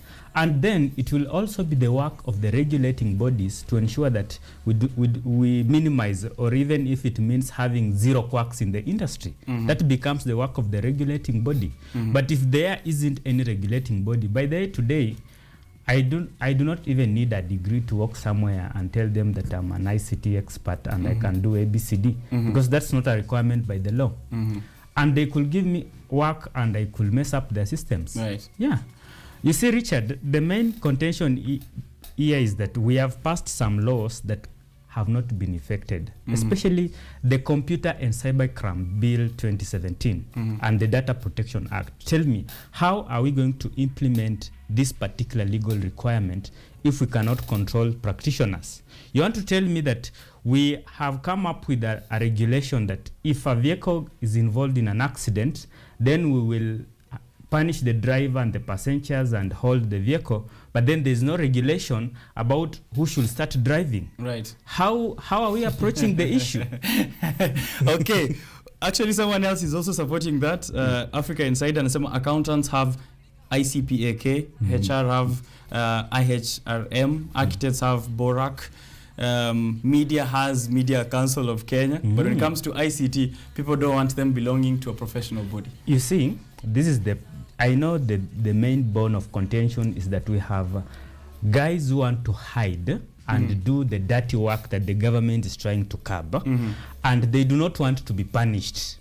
But they know when we have a licensing body, when they do something bad, they'll have to take accountability. And I believe that's the main thing. People are just going on the periphery, I don't know, licensing fees and all that. Where do lawyers and engineers and accountants get money for their licenses? All right, let's see some more feedback here. Okay. John Irungu on Facebook anasema, as a freelance software developer, I'm frustrated by the Kenya ICT Practitioners Bill, which is a result of poor decision making by our leaders. The bill only seeks to destroy Kenya's tech community and freelancers, as well as hinder innovation in the country. In the age of digital nomads, yes, will I start then getting regulations in every country if I'm moving from Kenya, digital nomad who's just coding on the move, and I move to Uganda and then find them with also their ICT practitioners, and then I move to the next one and now keep getting regulations? That definitely has to be the case, because if you are in Kenya and you are practicing in Uganda remotely, it's the law in Uganda that affects you, not the Kenyan law. Are you getting the point? Right. And I heard some people saying that they'll have to do remote work. That's an option. But I'm not saying that that's what you should do. We are saying this is what the government is trying to say, or the members of parliament who have passed the bill. You see, we appreciate the fact that you are talented, but please, are you able to do more? Are you able to go back to class so that we separate you from the other crook that keeps hacking our system? That's what these people are trying to say. All right. Yeah. So that is the biggest issue here I'm feeling is that the ICT industry or stakeholders and practitioners of the ICT industry who are complaining or against the practitioners bill do not want to be as regulated as others, because even as a doctor, if you move to Tanzania, you cannot just start treating people there. Yes, You need to be regulated, sure. to be licensed there as well. You move to the next country. And according to John Irungu, he's saying that he has never worked for any company that cared about the qualifications. All they ever wanted to know is whether they can deliver. Whether they can deliver, solving problems. Can you deliver? Can you solve this problem? Can you deliver that? And trust you me, that's where every problem starts. You see, if you look at the products we have in the company, in the corporate sector and everywhere, starting from internet and everything, is that we have substandard things. We have substandard software. We have substandard systems. Why? Because somebody told the people in the industry that if you need a system, just hire a developer, give them your requirements, and they'll do the system. But what does the industry say? What are the standards of doing a software? You need to design, you need to test the software. So if these people are regulated, it means, one, that the standards of coming up with these systems shall apply. So quality goes up. Yes, because if you don't follow the standards, then we are going to punish you. So it's a double-edged sword. People are only looking at where it's cutting them and not where it's cutting the other side. Yes. All right. Okay, thank you very much, Victor Malala. Kenya and Africa by large still have a huge gap in IT talent, and this gap can only be made smaller by practicing IT professionals who are licensed. And I believe the government should also include in that bill how they're going to take care of these people who believe they have talent, but they don't have formal education. I believe that's not difficult. 12,000 signatures, a couple of letters being written to President Uhuru Kenyatta. What happens if, since you said everything is political, it is a very timely process, around the political season, and President Uhuru Kenyatta could use it for political mileage. We've already seen Raila Amolo Odinga, Right Honorable, saying that this bill is vague, and he hopes that President Uhuru Kenyatta does not sign it into law. I know that President Uhuru does have his ear, and CS Musheru is also close to the president. Sure. if he strikes it off and takes it back to Parliament with some of his recommendations, or just strikes it off totally, have we lost it? As someone who has come out strongly to say that there are positives which we should be focusing on in this bill. We haven't lost it, and most likely Uhuru is likely to take the bill back to Parliament. We've closed the Parliament. That means we will have to wait for the 13th. For the next Parliament. But trust you me, when the next Parliament comes, whoever will be in charge of ICT and whoever will be the president, as hoping maybe or assuming it will be Right Honorable Raila Odinga, they'll keep quiet. They'll not talk about the bill anymore. That will simply mean that for them, in as much as they were addressing the issues affecting the people, it was used as a political tool to gain a mileage. You're getting the point? Right. And sometimes, I normally say, it's good to address a devil that is haunting you. If the deal, or rather the bill was to be passed, we will be having a real devil in the house, and we will be pushing for the amendments to include the acts that we want. But you see, if we take away the bill, it's like we have solved the problem and now we can relax. Not afraid of brain drain? Well, brain drain happens everywhere. So the ICT sector is not special. Yes. Right. And in fact, I think the worst hit industries are engineering. Is one of the most hit industries with brain drain. Right. Yeah. So but I believe IT industry will have its own specific requirements under the law to cater for their own specific needs. Right. Yeah. In a country where IT supply is on a shortage, this bill, of course, should focus especially on amendments if it comes to law, on upskilling, reskilling, retraining the IT talents that are already out there, so that we don't lock them out totally. And thank you for shedding some light. I thought we were coming to, go all into this bill as people who are in the ICT sector. However, I have seen also the positives to this. I'd love to take more feedback from you guys, of course. Do send that on Facebook, Twitter, and also on Instagram at KUTV Kenya, the ICT bill of 2022, which is now facing, of course, all eyes on Uhuru Kenyatta as the bill seeks to establish an ICT Practitioners Institute for training, registration, licensing, practicing, and all of these things. And, that low barrier of entry into IT, at you a laptop and the internet connection might no longer be an option for you out there. All right. Asante sana, Victor. Nashukuru sana, Richard. Yeah. I hope that our viewers looking at us, you've heard from us. That has been our submission. And we believe with your input, we can push Kenya ahead, and specifically the ICT industries.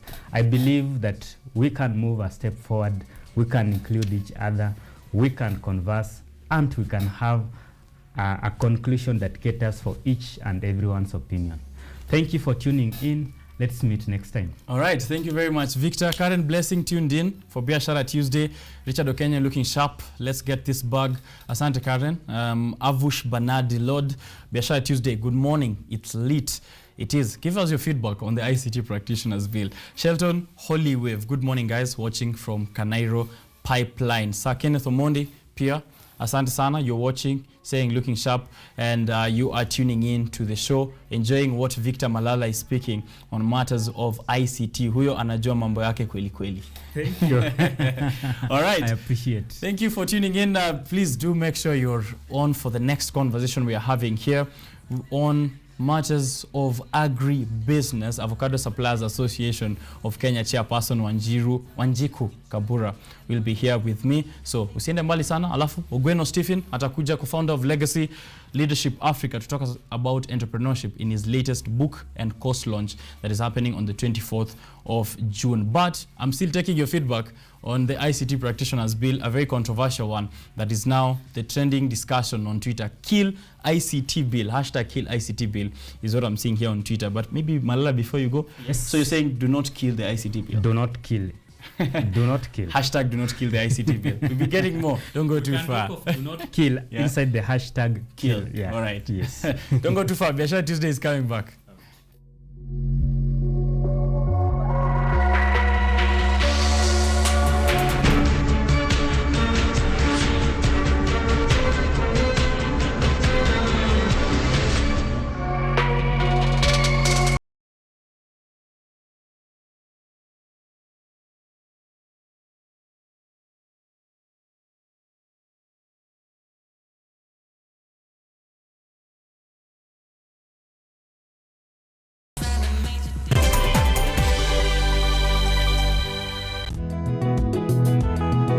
Sasa ni bora zaidi, mwanzo mpya, mambo mapya. Msimu mwingine wa Boresha Kilimo unakuletea teknolojia ibuka, kilimo mseto, uongezaji thamani. Teknolojia dijitali ya mauzo inawezesha ufikiaji wa masoko. Sokomoko yako, mahangaiko yako ya kufikia masoko yamefika kikomo, manake tunao Mkulima Yangu. What Mkulima Yangu does is it connects farmers with the market. Hii ni Boresha Kilimo kwa ushirikiano na Mkulima Yangu. Hatafutaye hachoki na kichoka kesha pata. Kwa makala maalum ya kilimo, ungana nasi kila Jumamosi saa 6:30 kwenye kipindi ukipendacho Boresha Kilimo.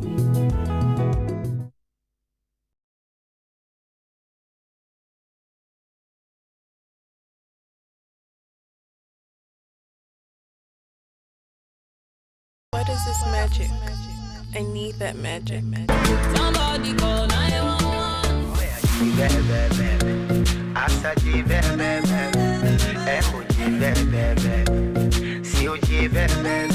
Panado, Sitamo, anything for your girl, give me more. Nasema sugri wagri, den.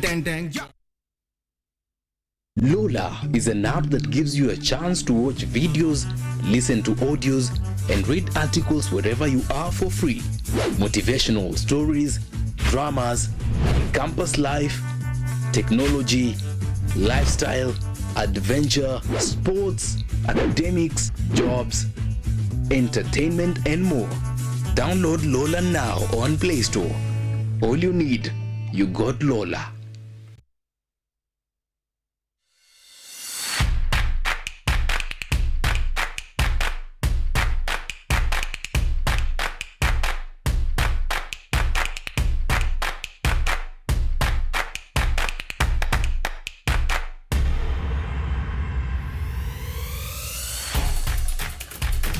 Imagine living in a society that embraces social justice and equal opportunities for all.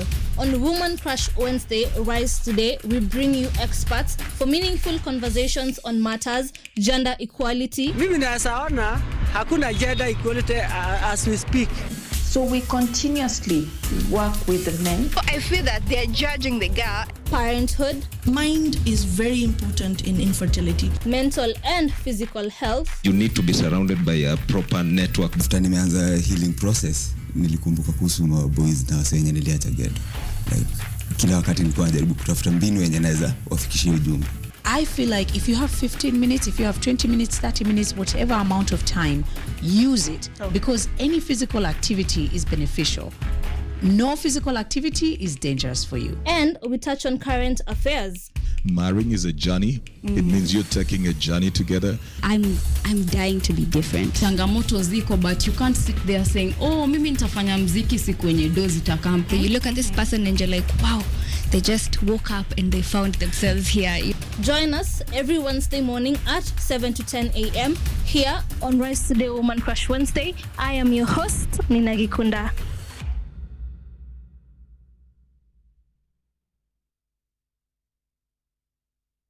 M-Shamba Digital is a smart farming device, or rather it's an agri-tech solution that targets all farmers. We tailor-make it according to the customer's needs. So first, we would like to know where you want to practice or rather where you want to install this. We construct them in such a way that it's able to maneuver or rather survive through any kind of condition. It's a plug-and-play system. There are connectors on the other end that, just basically allows the user to easily set up. So like that, you just connect and you're good to go with the sensor.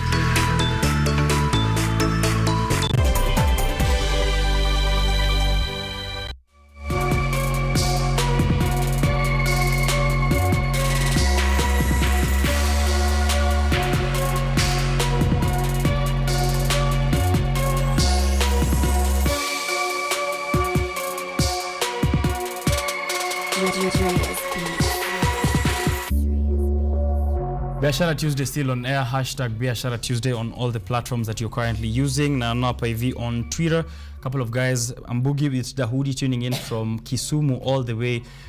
Thank you very much. Tuambie watu wa Kisumu kwa mambo leo. Watu wanasemaje hiyo sides mahali yuko. Also someone else hapa hivi anasema let's get it on Twitter. Yeah, let me get that real quick.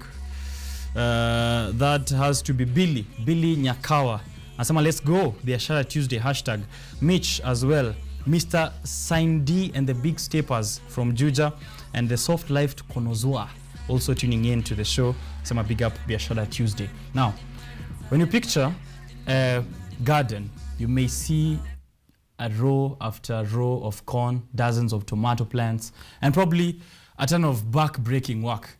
And though that is a garden, it's not really a representation of a kitchen garden. Not the rows and the rows, not the digging and endless work. That's more of what a vegetable garden is. Take a look at this report by Mercy Thuo on how kitchen gardening has been embraced in the city. For a long time, farming has been associated with the rural areas. But things are changing with residents in big cities taking up the practice. Agriculture enthusiasts are using the limited space they have to farm popular kitchen gardens. It is a long-standing tradition to grow vegetables in a homemade way. Kitchen garden is a section of an area close to home or the kitchen area. This area can contain a variety of vegetables, fruits, food additives, and flowers. A farmer can plant shade-resistant crops and tall and creeping crops. In addition, water-resistant crops are planted in the drainage if the drainage passes close to the plants. This one.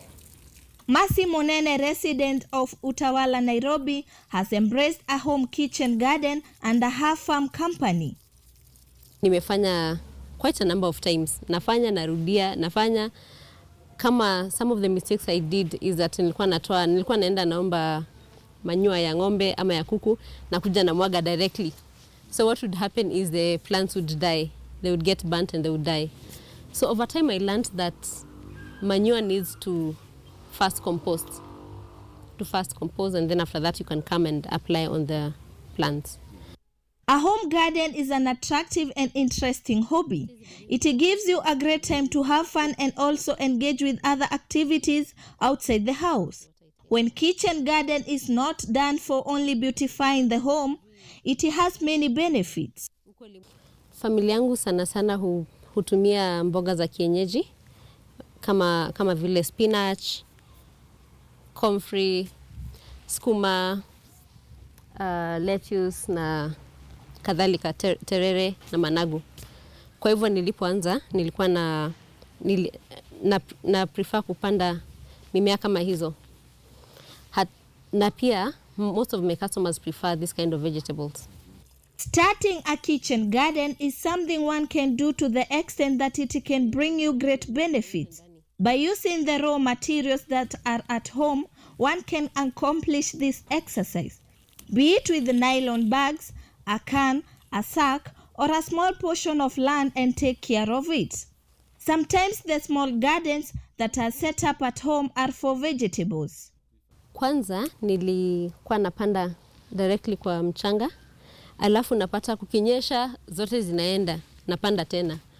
Ukimwaga mbolea zinachomeka. Kwa hivyo ilikuwa kwenda kurudi, but over time nika realize naweza tengeneza hizi. Nilienda kwa internet nikapata kuna such a method na ndio nikaanza kufanya hivi. Hii inasaidia, unapanda mimea mingi kwa area ndogo. Ukiangalia kama hii naita garden, inatumia just an area of 5 by 5 feet. Na ukiangalia unaweza panda only maybe 15 plants, but ukiangalia sasa vile iko inachukua mpaka 120 plants. Embracing indigenous agriculture is popular and important in the development of kitchen gardens. Many people now enjoy modern non-chemical foods in planting and handling of farm assets to avoid diseases. Pests lazima zikuje. Kuna aphids, kuna snails, kuna a number of pests na huja kwa mimea kila wakati.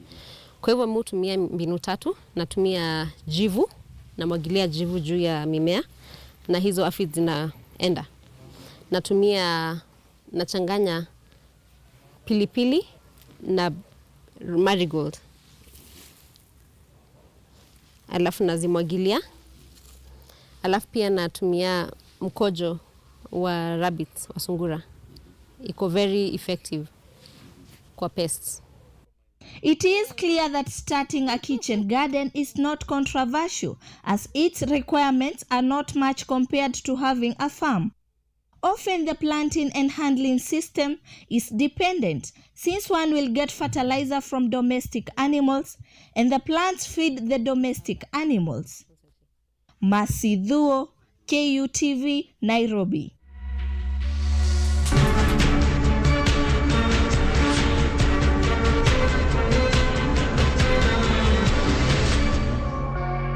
All right, I don't know about your favorite fruit, but avocado seems to be winning. I think I should send out a poll on my Twitter right about now between avocado and whatever else you use.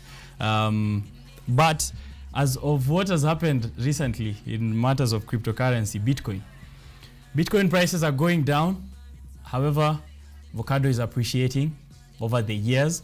And in 2020, the amount of avocados that were exported from Kenya skyrocketed from the previous years.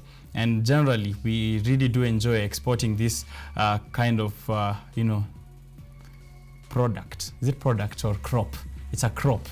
The export peaked in 2020 and they're expected to remain or to retain growth into the near future. So I took this chance to test a couple of avocados. I took this chance to bring to you an expert on avocado farming and avocado supplying, and that is, I'm sitting here with Wanjiku Kabura.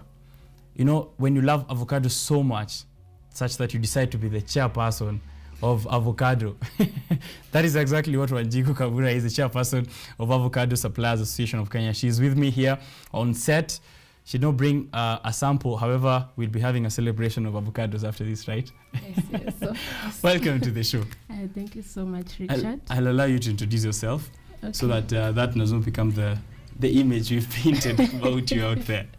It's a good image to be precise. Yeah. My name is Wanjiku Kafura, the chairperson of Avocado Supplier Association. People normally call me Ikodo, I'm a Makodo, and that's a Kikuyu name for avocado. And I owe to it because I love avocados. Ikodo. Yes, Ikodo. All right, so Ikodo. Yeah. How did you get into the business of avocado first, maybe? And why? Why specifically avocado? There's like passion fruits, pineapples, which are in plenty. Okay, let me first say I love agriculture, because it's the backbone of our economy. Mm-hmm. It's the backbone of almost everything that entails humanity, our medicinal values and all that. But for avocado, again, I love avocado very much. I can eat 10 avocados in a day. So passion first. Yes, I can eat 10 avocados in a day and I won't feel bad. Right. And so how I got into the business, when I was in campus, I used to be business-minded way from the start. Mm-hmm. So while we were with my friend, she was from Meru, she was called Celine. Mm-hmm. And she told me, hey, avocado from our home, I can tell my mom to be bringing avocados from home, and then we'd be selling them at the market. Oh, while in campus? While in campus, just to make that extra coin, you know. All right. So I was like, yes, we can do this, but in between there, we did not manage to do that. Mm-hmm. But I created an interest in it. Later on, hurdles came in. I had to defer my school, and then I got into employment. And while at employment, because I was residing in Ruiru, that means in Kiambu County, there was this program launched by Governor Nyoro. James Nyoro. Yeah, James Nyoro. All right. In conjunction with KCB, it was called Youth Work Kenya, Africa, sorry. Youth Work Africa. Yeah. Okay. So I joined. We were doing a training for hydroponics, and then Corona came in. As Corona came in, So that means I had to stop the employment that I was in, and then the training had to stop. As well. Yes. Yeah. And there I met my friend again. For an avocado It's good to have conversation. friends. It's good to have friends. You know? Yeah. So I met again my friend who was in acquaintance with exporters. In acquaintance with exporters by the name Ruth Wawero. And then now she told us, go and get us. We were so eager to like make an income. So she told us, where are you from? Muranga. Muranga, there's so much good fruits, avocado fruits. And I was like, yes, they are. I can get them for you. And then she was like, I'll give you a commission. I need like a container. It's filled with like 100K avocados. I was like, I can make 100K. 100,000 avocados. Yes. Okay. I was like, I can make 100K just like that. And you were in. I was in my banana.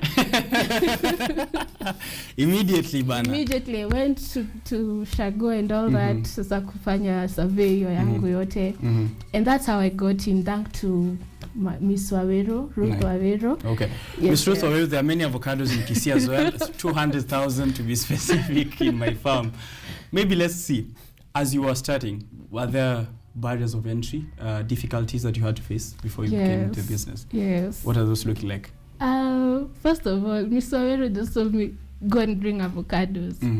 And then, because she's a busy lady with her company going on, she thought I knew. She just told me, go and bring avocado for export. I didn't have the knowledge. You're supposed to, there's a quality that you're supposed to take. There's how you're supposed to harvest. There's how you're supposed to transport those avocados and all that. So there are those all hurdles that I didn't have that information. You have no idea about. You think about the 100,000. Yeah, I was just thinking about the 100K man. So, but when you go there, and then there was this hurdle again. The people who are harvesting for you, I'm not the one who's going to pluck the avocados.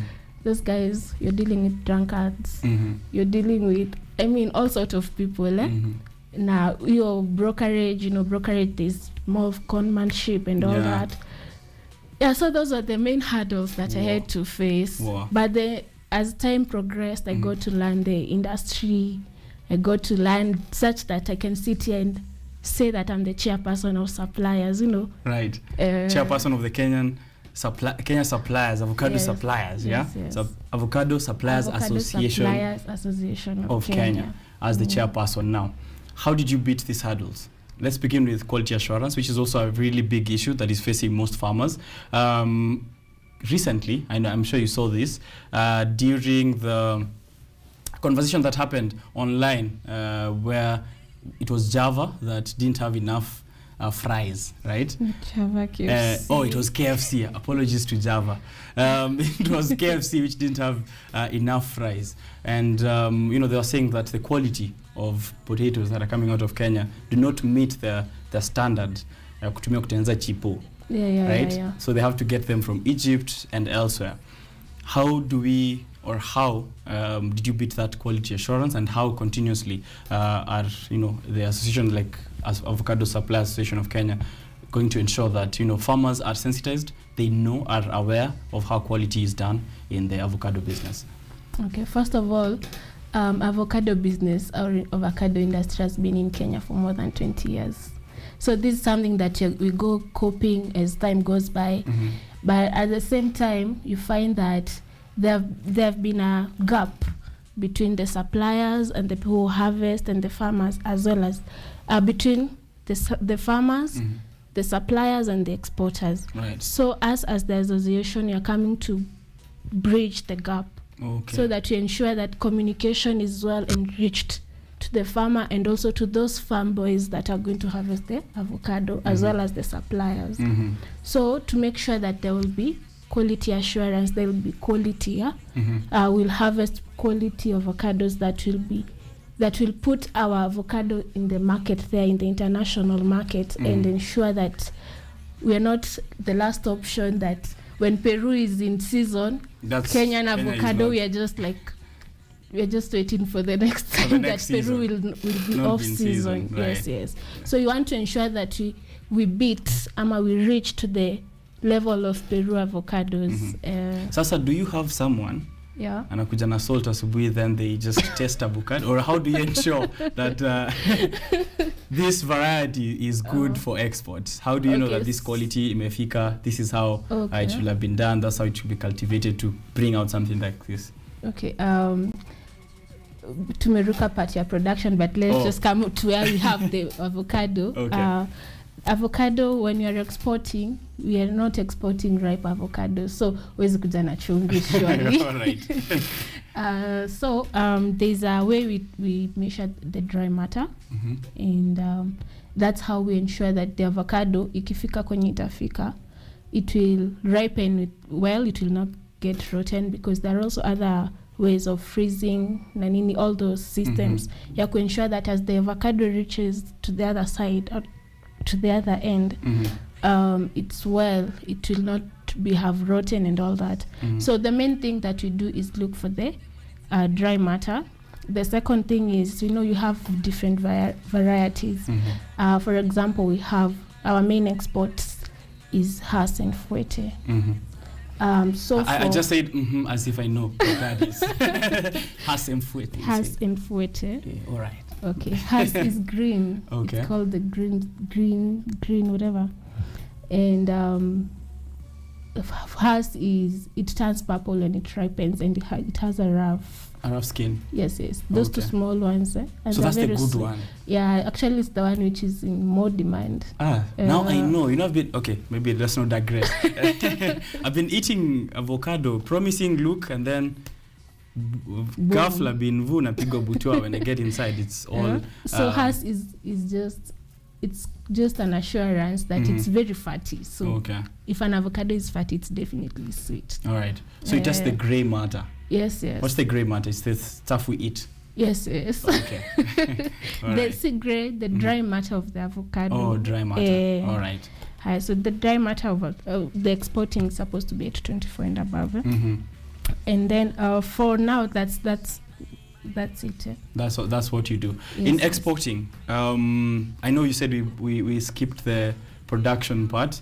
What does the production look like? Do you have a setup where you bring in, have to check them, takes a day or two, have workers who have to shift through crates, or how does it look like? Is it straight from farmer to export, or is there somewhere it passes through? Now those are the things that I learned as as you are going on with the business. As I was learning it, as I was looking forward for that 100K. All right. So after the avocado has reached and maturity level, the people are supposed to harvest. You're supposed to harvest it. And I wish I had an avocado. Me too. I wish you had one. I already came with salt. So there's a way you harvest it. And then there's a way you're supposed to cut it. And then as you harvest it, you're supposed to handle it very sensitively. And you can use crates, but most people use, how do I call them? We call them masoya on our side. We call them masoya. Masho? Masoya. Masoya. Okay. Those banana leaves. Yes. Okay. Yes. Hey, okay. We call them like that. So you pass it through the masoya? No, like when you're storing it, when you're plucking from the tree and all that, you have to place them on a very conducive place, cool place, and with that we maintain the coolness of the area. So that doesn't ripen faster than. So it doesn't get exposed to heat as well as the sunshine. Okay. All right. So you need to place it very carefully and sensitively. You have to make sure as you pluck as well. There are those two paper bags, bags that you're supposed to place them in. I can go and place them in a gunia because they'll get scratched. It will beat the quality again that's supposed to be exported. All right. So quality also does look at physical appearance. Yes, there's physical appearance. There's that pesticides in it, diseases. What else? Darkening of the fruit. Like there are so many other aspects. The shape of the fruit, because there's like a fruit, you can look at it and it's very cute, and you wouldn't think that should be a reject. We call them nyogo. So that's according to the required shape in the international market. So what about the shapes that are? It's just an avocado. You can't beat it into shape, I guess. So what about this other? As you harvest, you leave that one for the local markets. Okay. And I was going to get into that, but maybe let's finish with the production bit. So you learned along the way how to harvest it. Yes. And then now after harvest, you transport it. You transport it. Most preferably, HCDA recently had raised the issue of us using crates, the suppliers using crates to transport or to do the deliveries. That is still in place. It has not been actualized because in crates that ensures that the avocado won't get physical damages. So you transport it to the warehouse, my pack house, or rather, and then it will be processed from there to packaging and all that. And then it will be ready to be exported. That's quite a process from the farmer to the market, right? Yeah. From using those guys who are plucking it, the ones who are transporting it, and there's the warehouse and then the exportation. Yes. Aren't those too many licenses, permits, and regulations, or how do you navigate that chain? As every business has its value chain or distribution methods, channels. This one is you find most exporters also go for the fruits directly from the farm. But there are those small scale farmers that they just don't go to them. As suppliers is where we come in, and through this means what's it called? There's no those many what did you call them? Licenses and regulations. Yeah, and regulations. The only regulations something that you, as the Avocado Association are trying to come in and break down is to ensure that every person that's going to export, so right now hakuna hizo gaps, hakuna hizo licenses and restrictions as they're supposed to. So for us, we're coming in to ensure that but because there are not those things, unapata in between the roads, there's those harassments kidogo pale police officer pale harassment kidogo. So we are coming in also to curb that. Okay. And raise awareness, I'm guessing. Yes. All right. What does the future look like for farmers if the Association of Suppliers, you guys affect all of these changes that you want, address all these issues? What does the farmer look to benefit, an avocado farmer who's watching this show? For an avocado farmer, right now, you find that prices differ. Of course, there are those aspects that contribute to prices differing in terms of distance and all that. But you want to have a standardized and regulated way of buying the fruits from the farmer, such that the farmers get their shares, the suppliers get their shares, and the exporters get their shares. Every person in this industry matters, and so every person is entitled to what is rightful to them. So we want to ensure that there will be a regulatory and standardized way of buying avocados, so that there's just that standardization. Tuspate kuna farmer anabayo avocado shilingi moja na mwingine kumi, and there's just that standardization of all that is needed. Yes. All right. And now, if that is what is going to happen in terms of pricing, what about farming? Are there efforts, or are there ways that farmers can get involved in knowing how to do the cultivation or how to do the growing of avocados? I'm guessing it doesn't grow just anywhere, right? Yeah, it doesn't grow anywhere. It's a tropical fruit. Is sensitization and education part of your... Yeah, as we also do that, we'll bring in the program for training. We've already done a training so far. Okay. We did one in January. We'll bring in to train farmers as well as suppliers, and those boys. We'll do ile mashinani kabisa, ile everyone who is involved in the chain. Who is involved in the chain knows the quality that's supposed to be there. Because at the end of the day, as I mentioned, we want to make sure that we are in a competitive advantage with Peru, Mexico, South Africa, you know, these leading exporters of avocado. Hatutaki kukuwa the last option, but now, yeah. So now, in terms of maybe I'm looking at the future, maybe experimentation, and you know, trying to see whether we can improve quality. Is there something like that? Maybe taking a sample from Peru. I realize the one you keep mentioning. We'll do benchmarking there. Yeah, benchmarking, and you know, maybe bringing a seed from there and here, and ensuring that Kenya's produces there. Yes, we are doing an intensive research on the same. That's why we've not like actualized everything, but we are doing an intensive research on the same, such that we'll know what is giving Peru a competitive advantage in the industry that Kenya is not offering right now. As for us now, we know it's the quality. Sometimes the industry requires we have big sizes. We find our avocados again because of greediness, just the suppliers they just want to make money. They wanted to make money. 100K. But it worked. Well, yeah. That's what you're trying to do, research. Yeah, we are doing a research. It's the same. There was a point I was trying to bring out, but now. All right, we'll get to that point. We'll get to that point. Now, seeing that we are, saying that it's agribusiness, yeah, it's avocado, and when the youth hear about agribusiness, mambo ya agriculture, like, hey, mambo ya kushika jembe mimi na kwenda kwa shamba kutoa avocado kwa miti siwezani. How is there, there are other ways that people can be involved in agribusiness that you have seen so far? How did those look like? Well, first of all, there's this lady in Malawi who says, make agriculture sexy. Make agriculture sexy? Yes. Ah, nice. And I've been trying to look at all angles that I can make avocado sexy. I've been trying. Let me tell you, people love avocado on my contact list. What happened avocado?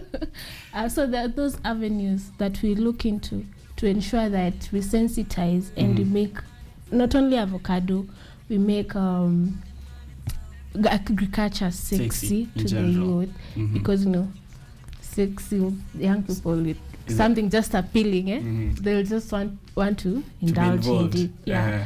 So and then there's this there's so many other avenues as well. Kuna value addition. You don't have to be on the production part of agribusiness. Like for me, when I started, I didn't start as a farmer. Yeah, I started as a supplier. That's one way to be in agribusiness, Right. But I look so much. I have some farm, but because of the climate and all that, there have been some mishaps. But anyway, you're looking forward to being a farmer yourself. Yes, to have my own orchard there. Avocado chup. That's your dream heaven. Yes. Nowadays we call them green gold. Just look green gold. And I see my green golds there. When you say green gold, that's why you're making it sexy. Right. Now you make it sexy. Also there's this other aspect of value addition to the fruit. We are looking into that as an association. I've told you we're doing an intensive research. So there's these other avenues of trying to see what are the other byproducts or what are the value that you can add to avocado and ensure it also have a huge market in the local market. Okay. And as we do that, unajua tuna exporting coffee and then it comes back and we are sold and we are buying it at very expensively at Java. So finally, we want to do this. So we have to make sure our product, sisi ndio tuna manufacture whatever it's supposed to be manufactured from our product, and then we do the export as well. We won't be just doing the export of the fruit, we also do exports of other byproducts and value added products. Yeah. Right. I was going to ask about the Kenyan market. Do you ever think about it? Because when I speak to suppliers I know the big market is out there, but how about locally? Because previously prices of avocados are going up. Juzi nimeuziwa 40 bob, and it was a lot. Yeah, maybe are we looking at also how the Kenyan market quality as well? What kind of quality we're receiving? As I mentioned, I've been pigwa at butua once in a while. Yeah, I get you. So how is the association going to also look at that? Well, avocado ziko. You know, there are other varieties of avocados. Yeah. And also, as I mentioned, there are those quality that are not acceptable in the international market. So these are the products that are going to remain in our country. These are the products that we are going to consume them locally. So those are the issues that we also look into to ensure that ile matunda yenye tuliacha kwa mti pale bado ni nzuri fikie Mkenya through the same avenues that you've gone through. Actually, I've done avocado locally. Oh, you have done, you've plugged locally. Yes, I was a plug pale Ruiru market. Okay. That's nice. That's nice. And Githurai. So we can get quality locally. Yes. Yeah. So we are supposed to get quality. It's our product. So we are supposed to get that quality locally. Now here, this is avocado, right? And there are many other green golds. There's coffee, there's tea, there is bananas, there is sugarcane. Do you feel like the same principles that you've learned through the avocado business can also be copied and used others? There's someone labda yeye akona bananas tu pale mtaa. So do you think they can use the same strategies that you've been using? Yes. Yeah. They can. Right. Yes, they can. So it does work. Have you tried to venture into other? Yes, I did chili. Yeah, in chili. Oh wow, that's another red, green, gold. red and green gold. Yes. So that's for exportation still. For exportation as well. Okay. Yeah. So for maybe farmers or guys who are in that industry want to know more about the association of suppliers and maybe want to get involved in one way or the other, add value, reach out to you. Yeah. How can they do that, and what can they look forward to once they reach out to you? Okay.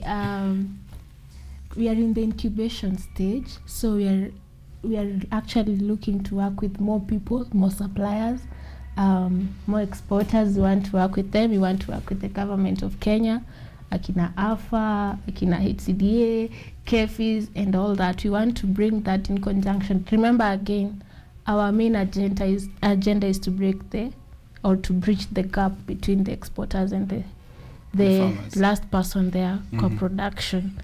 Yeah, so I would urge, I can share my number and also definitely my social handles. My number is 0715 646 512.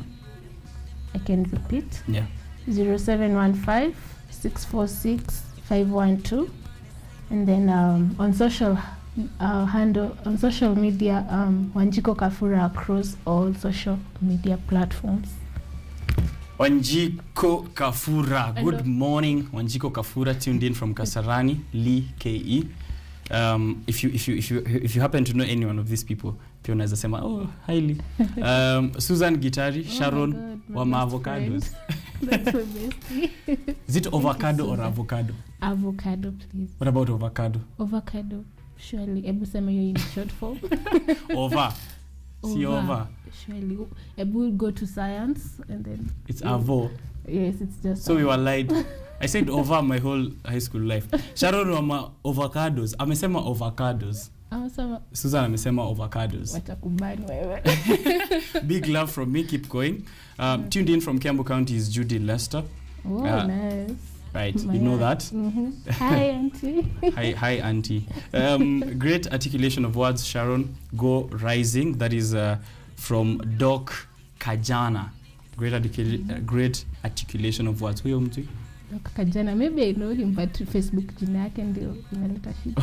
All right. Here Washira Kimuhu Jr. tuned in from Kiambu. The show is lit. Say hi to Wanjiko. So those are big fans. Susan is here again. I would like you to come and train farmers from Embu County. We need She's that vying knowledge. for your Embu County women rep. Okay. Yes, we'll do that, Susan. You know, I got you, you got me. And all the best in your ambitions to become the women rep of over there. When it happens, mkuja na avocado. So don't show up without an avocado. More feedback here. Kaisi Wangeshi tuned in from Kamulu. Wait, let me get back to training of farmers from Embu County. Training in farmers. You said generally you have actually You've already done one. Yeah. Do you like have specific places that? Yes, I told you. It's just that we're still in the incubation. We're still trying to strategize as well as getting the funds. These things need funds. Do you plan to train where you're getting your avocados from, or just generally? No. You see, we have avocado zones, and there's something that I missed out. We want to do a traceability data. When you look into the international market, this is something that I've identified. Our Kenyan avocado haina, and when your product has a traceability base ama data, it gives you a competitive advantage again in the international market. Okay. So this is something again you're trying to create. That is not there currently. Yes. Okay. So with these traceabilities, we'll identify the avocado zones. Yeah. So with this avocado zone, we'll go to. I told you tunaenda kutrain hadi how farm boys. Hadi hao wenye umesema sometimes are drunk. Yes, we want to make sure that mkichuna matunda hakuna kwa drunkard and all that. Right. I've dealt with them, but sometimes it's stressful. So we want also to ensure that everyone is well informed. Yes, well informed. Na bado we do the business professionally, because as the president recently mentioned, it made us 15 billion last year. 15B. Yes. Very clean money. Yes. Yeah. And I'm hoping those 5B went to you. Tuning in from Nairobi somehow in my pocket somewhere. Tuning in from the Nairobi CBD, here is Major Fanto Senior. Sema, say hi to that great lady from Efanto Fun Fresh. Fanto Fun Fresh, you already know who that is, yeah? Tuned in from Thika is Frank Kariuki Gashuki, learning a lot about the green gold market. So those are some of the feedback. Now much more is coming in. I can't read all of you guys' feedback, but asante sana, I'll read it after we are done with the chairperson. Should we call you chairperson? Well, it suits. Right, chairperson of Avocado Suppliers Association of Kenya, speaking to me, Wanjiku Kabura, about matters of agribusiness, especially in the avocado, the avocado side of things. Maybe last remarks, zenye utapatia suppliers, middlemen, wenye wanataka do away farmers, exporters, maybe the government. Okay. Just your last words zenye umeona tunaweza lockout. First of all, is to say that I want to demystify the broker-minded your perception of people. We want to break that as the association. That's why we want to make sure that we train, we register, and ensure that every supplier out there anaonekana kama supplier, si broker in the avocado industry. Tunaitango broker, dealers, we want to demystify that notion. We want to be suppliers in the industry. I call upon, or the association calls upon all the key players in the avocado industry to work with us, to work together with us, to ensure that we take our product, our green gold, to the next levels in the international market. I call upon AFA, I call upon HCDA, I call upon all the exporters registered with Kenya Avocado Exporters and also the Kenya Avocado Society. I call upon all of you. We come and brainstorm and see the way we can do this together. Let's break the gap. Let's do it together, and together we can. Right. And lastly, to the farmers,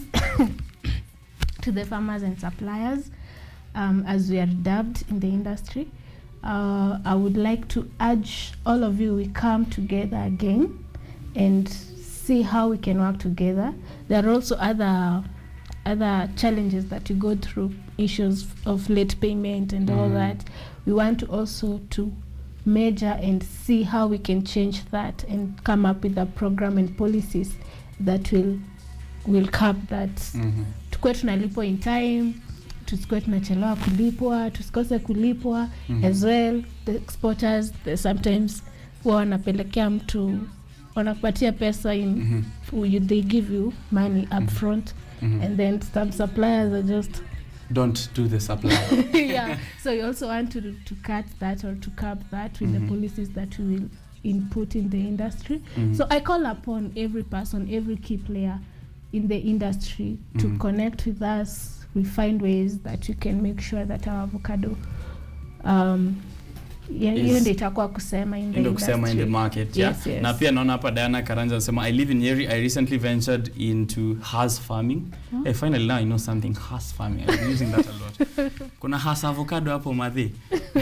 It's very encouraging to see a young woman who is working to streamline the market so we can get more value for our product as farmers. And we can get more value according to the Horticultural Crops Directorate. Last year, the volume of avocados that was exported increased from 70.3 million in kilos to 84.5 million kilos. And that is 14.5 billion. That is in 2020, 2021, 15 billion. Vile imesemekana hapo. So kuna pesa, yeah? Kuna pesa kwa hiyo business, yeah? Vijana kuna pesa, tujiajiri bana. Right. Thank you very much. We will continue with Biashara Tuesday in a short while. Naenda kuongea na Mr. Ugweno mwenyewe has a book launch and course launch on entrepreneurship happening on the 24th of June. How do you get involved? What exactly are we looking forward to? What is in the book? Can you give us any hints? Let's find out after this break.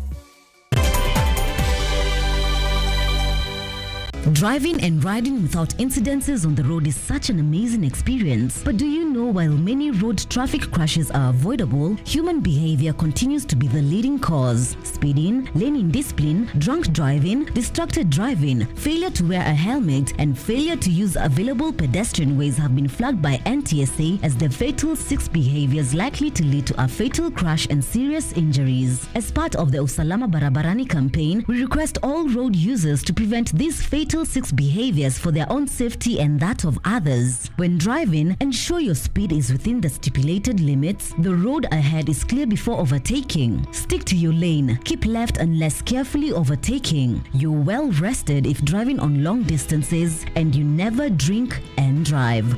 Usalama Barabarani starts with you. Fika Salama. This message is brought to you by the National Transport and Safety Authority and the European Union.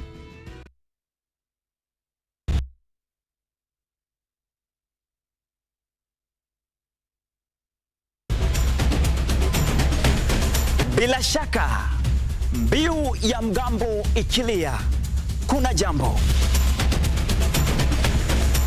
Na sasa, katika QTV Rise Today, makala ya TBT. Tunaongeza kuni, tunawasha moto. Tunaingia barabarani kuangalia hali ilivyo. Takwimu za corona na kupa. Habari zinazojiri na zinazokuhusu na kujuza na kukumbusha yaliyotendeka siku kama hii ndani ya historia. Kisha na kuletea wageni na wataalam. Tudadavui, tufahamu na tuchukue nafasi yetu kama vijana katika uongozi, uchumi na masuala ya kisiasa nchini. Na joto likizidi, tunaingia uwanjani. Tunachambua spoti ya Kenya. Ni kila Alhamisi saa 1 hadi saa 4 asubuhi. Nami Vincent Maina almaarufu Ojwang mtoto wa Mariam ndani ya QTV, a new experience.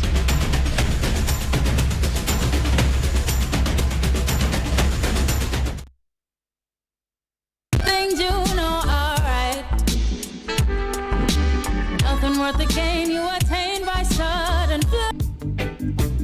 Don't you know that I still care for you? Me flip flop got me needing more and more of you. Gonna be the one to catch you. Far East, welcome to the empire. Far East, we call it find true love. You will see what your love has done for me.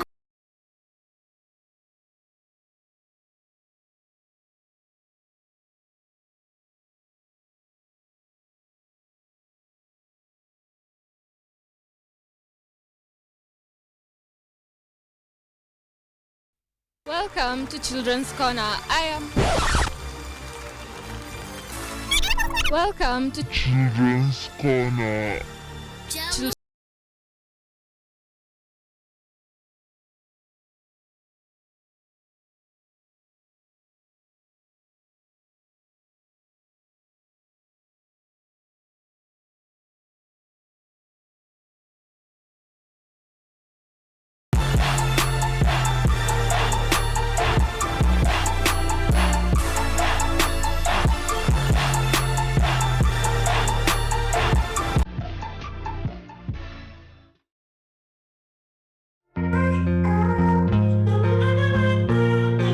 A made in Kenya brand, passionate about ethnically making high-end goods for little ones, is pushing the mantra Buy Kenya, Build Kenya in the global stage. Manufacturing all of its products in-house, is passionate about working with women and youth, helping Kenya towards attainment of her Vision 2030. I used to do like New York Fashion Week and LA Fashion Week, but what actually ended up bringing me back home is that, okay, first there were not enough opportunities for like black women, youth, the funding, all of those things. So I reached a place where I said, I really want to continue making my own things, but I would rather do it at home, where at least when you build at home, it's for sure. Join Samson Jura on the 14th of June as he brings you the story of what started out as a gift for a friend, quickly grew into a business that is fixated on a high standard of craftsmanship and attention to detail. Lola is an app that gives you a chance to watch videos, listen to audios, and read articles wherever you are for free. Motivational stories, dramas, campus life, technology, lifestyle, adventure, sports, academics, jobs, entertainment, and more. Download Lola now on Play Store. All you need, you got Lola.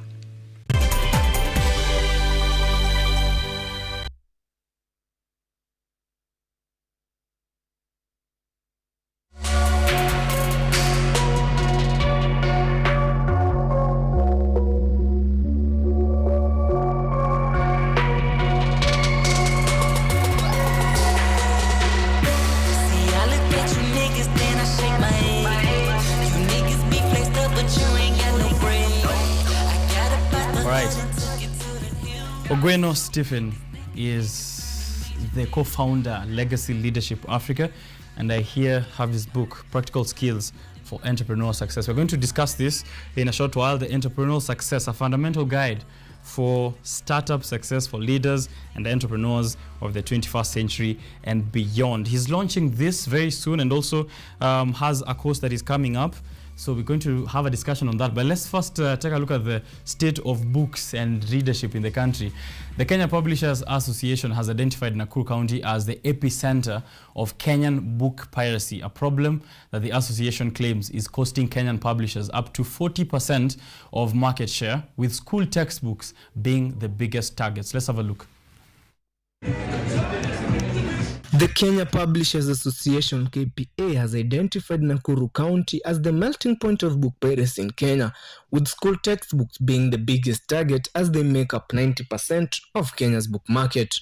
KPA chairman Mr. Kiarie Kamau, while speaking in Nakuru during the launch of Kenya Literature Bureau's Grade 4, 5 and 6 competency-based curriculum encyclopedia, expressed regret that illegal books flooding most parts of the country were creating a string of losses in the book supply chain. He also noted that pirated books compromise the quality of education due to errors and illegibility of text due to poor print. One of the greatest challenges is what we call piracy, or the menace of counterfeit. This area of Nakuru is known for rampant piracy of books.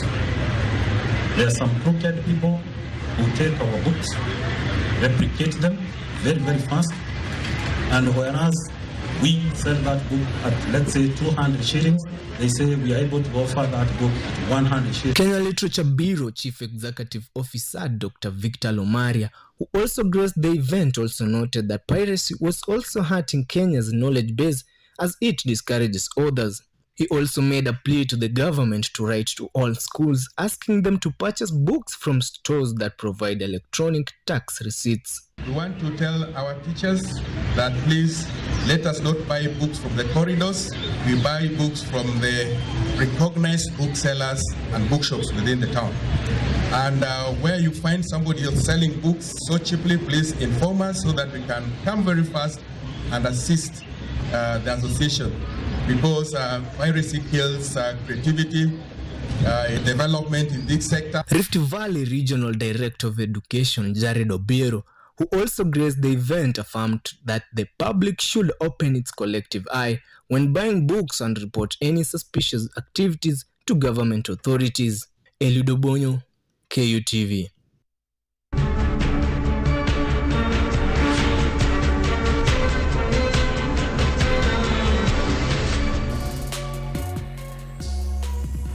Welcome back. Biashara Tuesday is still live on air and we are streaming on Facebook pia KUTV Kenya. Ukifika pale, please comment, yeah? Seeing a couple of guys hapa hivi, Major Fanto still on the comment section, Frank Kariuki, and Sakenneth, of course, earlier on. And I'm seeing Fishtown on WhatsApp, on my WhatsApp. Asante sana mkuu for tuning in from the city of Angels.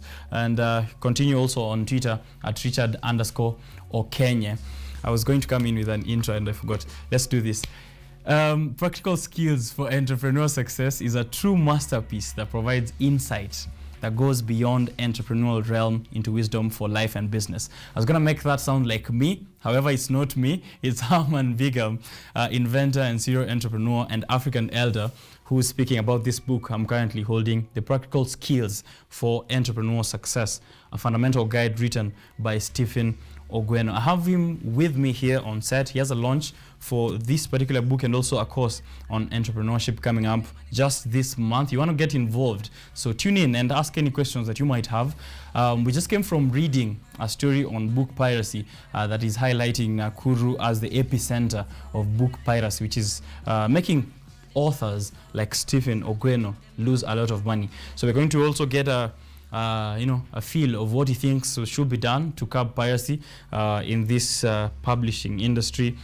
But first of all, before I preempt so much, welcome to the show. Thank Good you. morning. Good morning. How are you? Doing well, doing well. How's your month? Kenyans are crying everywhere. Are you? Well, the month is busy for sure, Yeah. and it's looking upwards. So yeah. I'm guessing it's also really busy for you preparing for your launch. Yes, exactly. There's that as well. So it's very busy on many fronts. But Okay. Who are people coming to see on the 24th? An intro into, maybe an understanding of who Stephen Ogweno is. I know you've written a couple of books as well, and then we can get into a conversation on this. All right. So I'll do this very traditional. So my name is Ogweno Stephen. I'm an optimist. I'm an entrepreneur. I'm a visionary. I'm the founder and CEO of Sterling, which is a company I started 7 years ago that focuses on health with a specific focus on non-communicable diseases. And now Sterling goes ahead to work in 9 countries in sub-Saharan Africa with 47 partners across the globe, working on improving health and literacy and access to diagnostics for non-communicable diseases like cancer, diabetes, obesity. Besides that, I've started other businesses, founded and co-founded, including Legacy Leadership Africa, which is primarily why I'm here today. So Legacy Leadership Africa is where we are raising a new generation of African leaders with a focus on young people, providing training, consultancies, and also mentorship for young people for the leadership. But I've also founded other companies like Info for Food, which focuses on developing new technologies to dry food and preserve food. Lifestyle Health, which is our startup in Rwanda that is very exciting. We could talk about that another day. We are rewarding people for being healthy. So that's a conversation for another day. Okay. And a few other sort of small enterprises here and there. Yep. You must be 75 years. Yeah, I know. With all the things that you've mentioned, I don't think the time that we have on Earth so far is enough for that. You have more than 24 hours. Well, everybody has 24 hours, and I tend to think it's a lot of time if you actually plan for it well. So yeah. Right. Legacy, which is why you're here. Is it also a part of this book that you're launching? Yes. So Legacy Leadership Africa is sort of the front where I run, my mentorship leadership acumen. So it's when we do books, and I do books and all other publications, they primarily run through Legacy Leadership Africa, and that is why I'm here today. So yes. All right. Practical skills for entrepreneurial success. This is a guide for anyone who wants to venture into entrepreneurship. Is it a guide that is informed from your journey, or how did you get the inspiration to do this? So let's talk about the guide first. Okay. The guide part of it. Then we'll go into the book a bit. Yeah. So the book is centered around my life's experiences as an entrepreneur. Well, really, but also as a visionary as well. So I've, from the intro you heard that I've started a few enterprises. So I've started a lot more, and some of them failed terribly.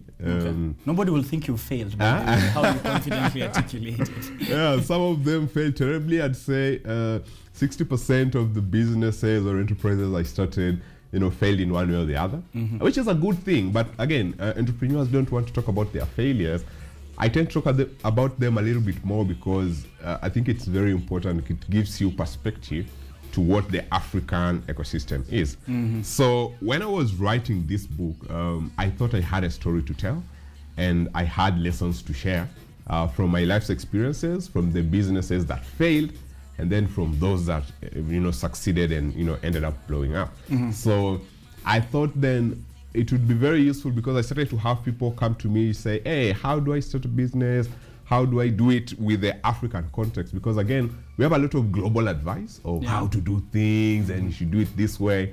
But when you come to Kenya or Africa in general, it's a bit different. You need to contextualize. It's very contextualized. So the book speaks from my personal experiences as an entrepreneur, and the lessons that I learned, and then what you could actually do. So it doesn't just stop with the big motivation hula baloo up there, but it goes down into what can I do today after reading like chapter 1 to start putting what I read into practice. Oh, it's a guide that goes to action immediately. Yes. So hence the name Practical Skills. All right. Now we're back at the top.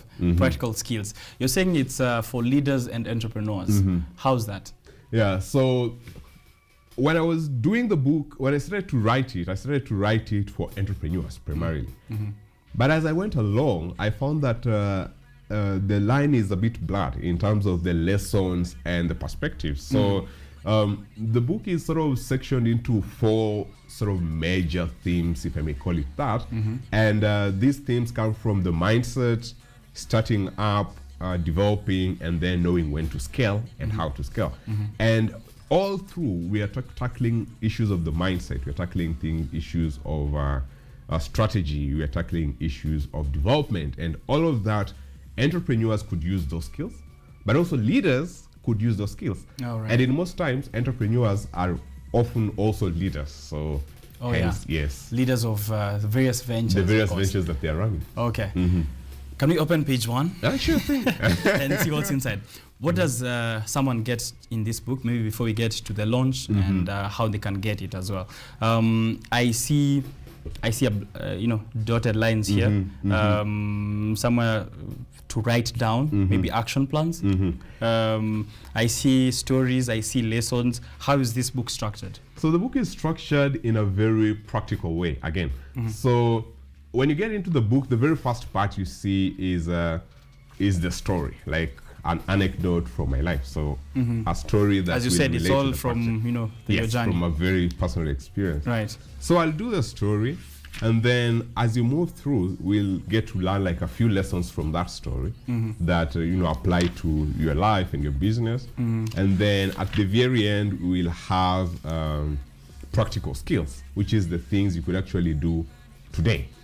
And then the very last part of each chapter is the dotted lines, which is one page where you can sketch your learnings from the lesson and your action plans on implementing what you learned. So the book has 54 chapters, which when I was explaining, I was like, wow, that's a lot of chapters. Yeah, I'm like, are those 54 stories? Yeah, so the book has 54 chapters. And the reason why I decided to do it like that is I intended that the book be read, say, within a year.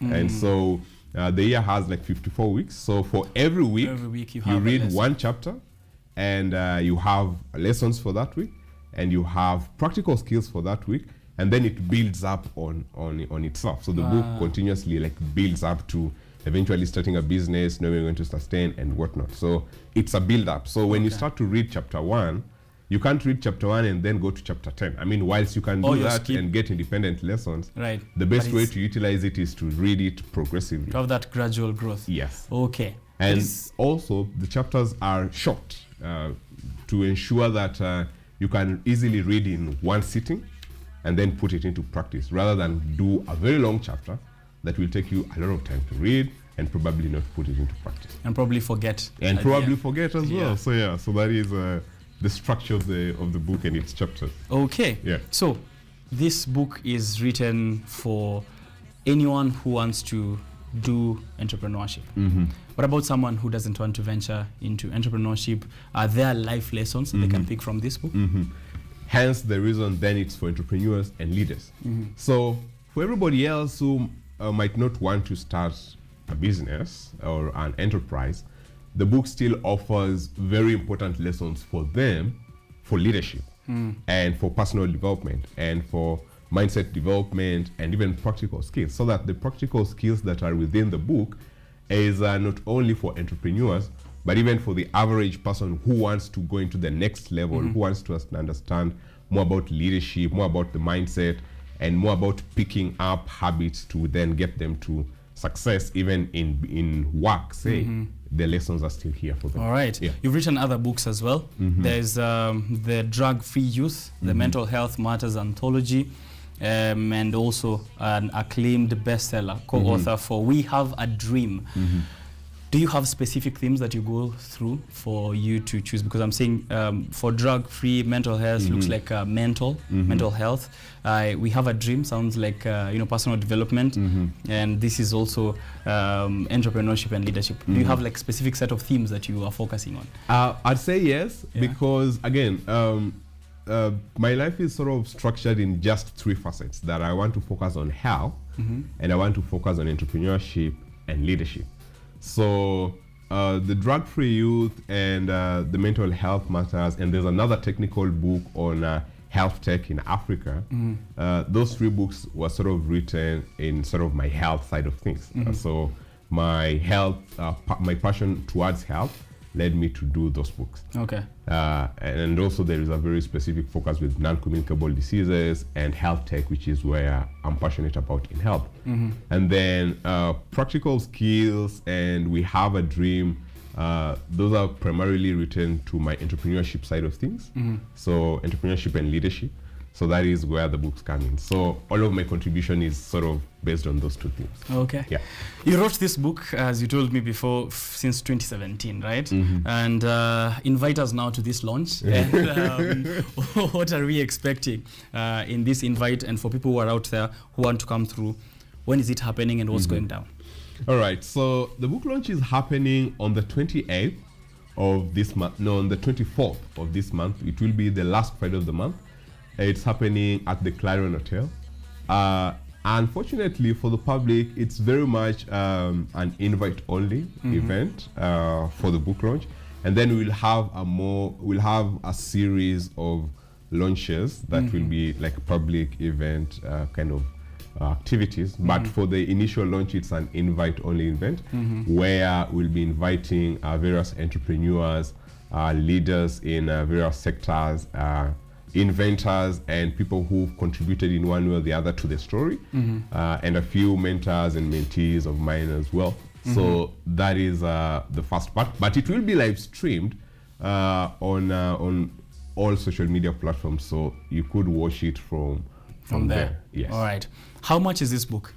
So the book is going for 2,000 bob, but there is a premium edition that comes the book and the courses, which is probably going to next, that the whole package comes for 3,000 at the launch. And then as we go, then the book will be sold separately and the courses will be sold separately. Talk to us a little bit about the courses. Yeah. And So what are the courses about? What are we looking at? Yeah. So we are going to have, we already have 6 courses that will come out of this book. And the 6 courses are, again, it's a course series. So the first course will focus on, so the book takes it from the mindset first. So before you develop the actual business, everybody else goes into business models and whatnot. But you have to start from the mind first. The mind has to be tuned to help you do the business. So the first course will focus on that. And then the second one will focus on the fundamentals of starting. And then the third one will focus on, now you've started, how do you create systems? And then the fourth one will focus on the challenges that you'll get as you start and sustain. And then the fifth will focus on how do you know when it's right to scale and how do you scale. And then the final one will focus on laws, which the laws of life and business and entrepreneurship, which is it's the last chapter in this book. It's one of my favorite chapters as well, and that will be like the last part of the course series. The last chapter being the top 10 laws of success according to Ogweno Stephen. Yes. All right. Yeah. Now, maybe after, how can people maybe reach out to you? I know you've mentioned mentees. There are guys out there who might not know much to do with writing, maybe want to harness to hone their skills. Can they tap into your wealth of knowledge, and how can they do that? Yeah, I run a mentorship program. So I have like personal mentees that I run with after every 6 months. So you could get that. It could be part of my personal mentee program if you visit my website, www.ogwenostephen.com. That's my personal website. So I have a mentee program running on the website as well. Also, you could tap into our resources as Legacy Leadership Africa. We have a much broader mentee program that focuses on different facets of life and entrepreneurship and sort of business. So that is www.legacyleadershipafrica.com. That is for the Legacy Leadership Africa mentorship side of things. But to get the book and the course series, so there's this actual book, there's an audio book, and then there is an audio book. Yes. Is it live or still after launch? After the launch, it will be live. Yes. All right. So there's an audio book as well. All of that you can get on my website at www.ogwenostephen.com, and then there's a tab specifically for the book. Who did your audiobook? Who read it? I read the audiobook. I mean, as you could tell, I have... you have that voice. Yes, I have. Right. Thank you very much, Ogweno, for making through. And maybe the last thing that I wanted to ask you about is the story we read on book piracy. Nakuru, epicenter of book piracy. Sometime back also, in Nairobi, we saw a lot of books being rounded up and lit up like illegal trophies that have been caught from poachers. Of course, these are poachers. They're poaching other people's intellectual material. Is there a way that we can help this? Because one, the youth are also crying. The young people are crying. We don't have enough money to buy a book. Just send me a PDF. Share to me a soft copy version. I don't want to pay that much to buy a book. So those two sides, for the guys who don't want to buy and support back to the authors, and also to the industry on how to regulate piracy. So I'll start with the industry and sort of my opinions for that. And my opinions for that is, one, we need to have a stronger regulatory framework that really supports the IP, so intellectual property of writers and authors, and have it in a structured way. Because as it is not, and that is why there's a lot of books being hawked in the streets or being pirated, because nobody will really go to look for them or follow up or force them to comply with a particular set of rules. So that would be my first point. So have those policies, but also enforce them so that then we don't see this, cropping up. Books are properly sold in bookshops and whatnot, where they follow like a set of guidelines on how to release and how to give back to the various authors. That is how it should be done. But unfortunately for our case, that is not. Yeah. So that would be how I'd comment to that. But when it comes to us as authors as well, and even young people who might now not necessarily want to have the physical books, though there is usually a charm to reading the book, and there is that smell of the book and writing and whatnot, is also to start thinking of the various formats that you could do it. So for example, I have this as a physical copy. Someone will want to buy the PDF version of it, it's available. If someone wanted to buy the audiobook and just listen to it as they do other things, that's also available. And then there is also other formats in which you could produce. And so I think the challenge would be also to adapt with the times. All right. Authors should adapt with the time. Authors should adapt with time and sort of have different offerings, seeing that, again, our market is not like US where everybody will buy, so you have to, again, contextualize to, the setting where you're primarily working in. Right. Yeah. Thank you very much, Ogweno. It's been lovely, of course, to speak to you. The launch is happening on the 24th of June, invite only. I am part of invite only. Yeah, but later on, of course, as he said, there'll be public sessions for you guys to come and hear from him, and also to know how to get this book. Check out his website, ndokwe rada kabisa, ogwenostephen.com. This book, Practical Skills for Entrepreneurial Success, will be available to you, and also 3 other books that is written. You can also get audiobooks and support him as you support yourself in getting a guide for practical use for an entrepreneurship journey, leadership journey, also personal development.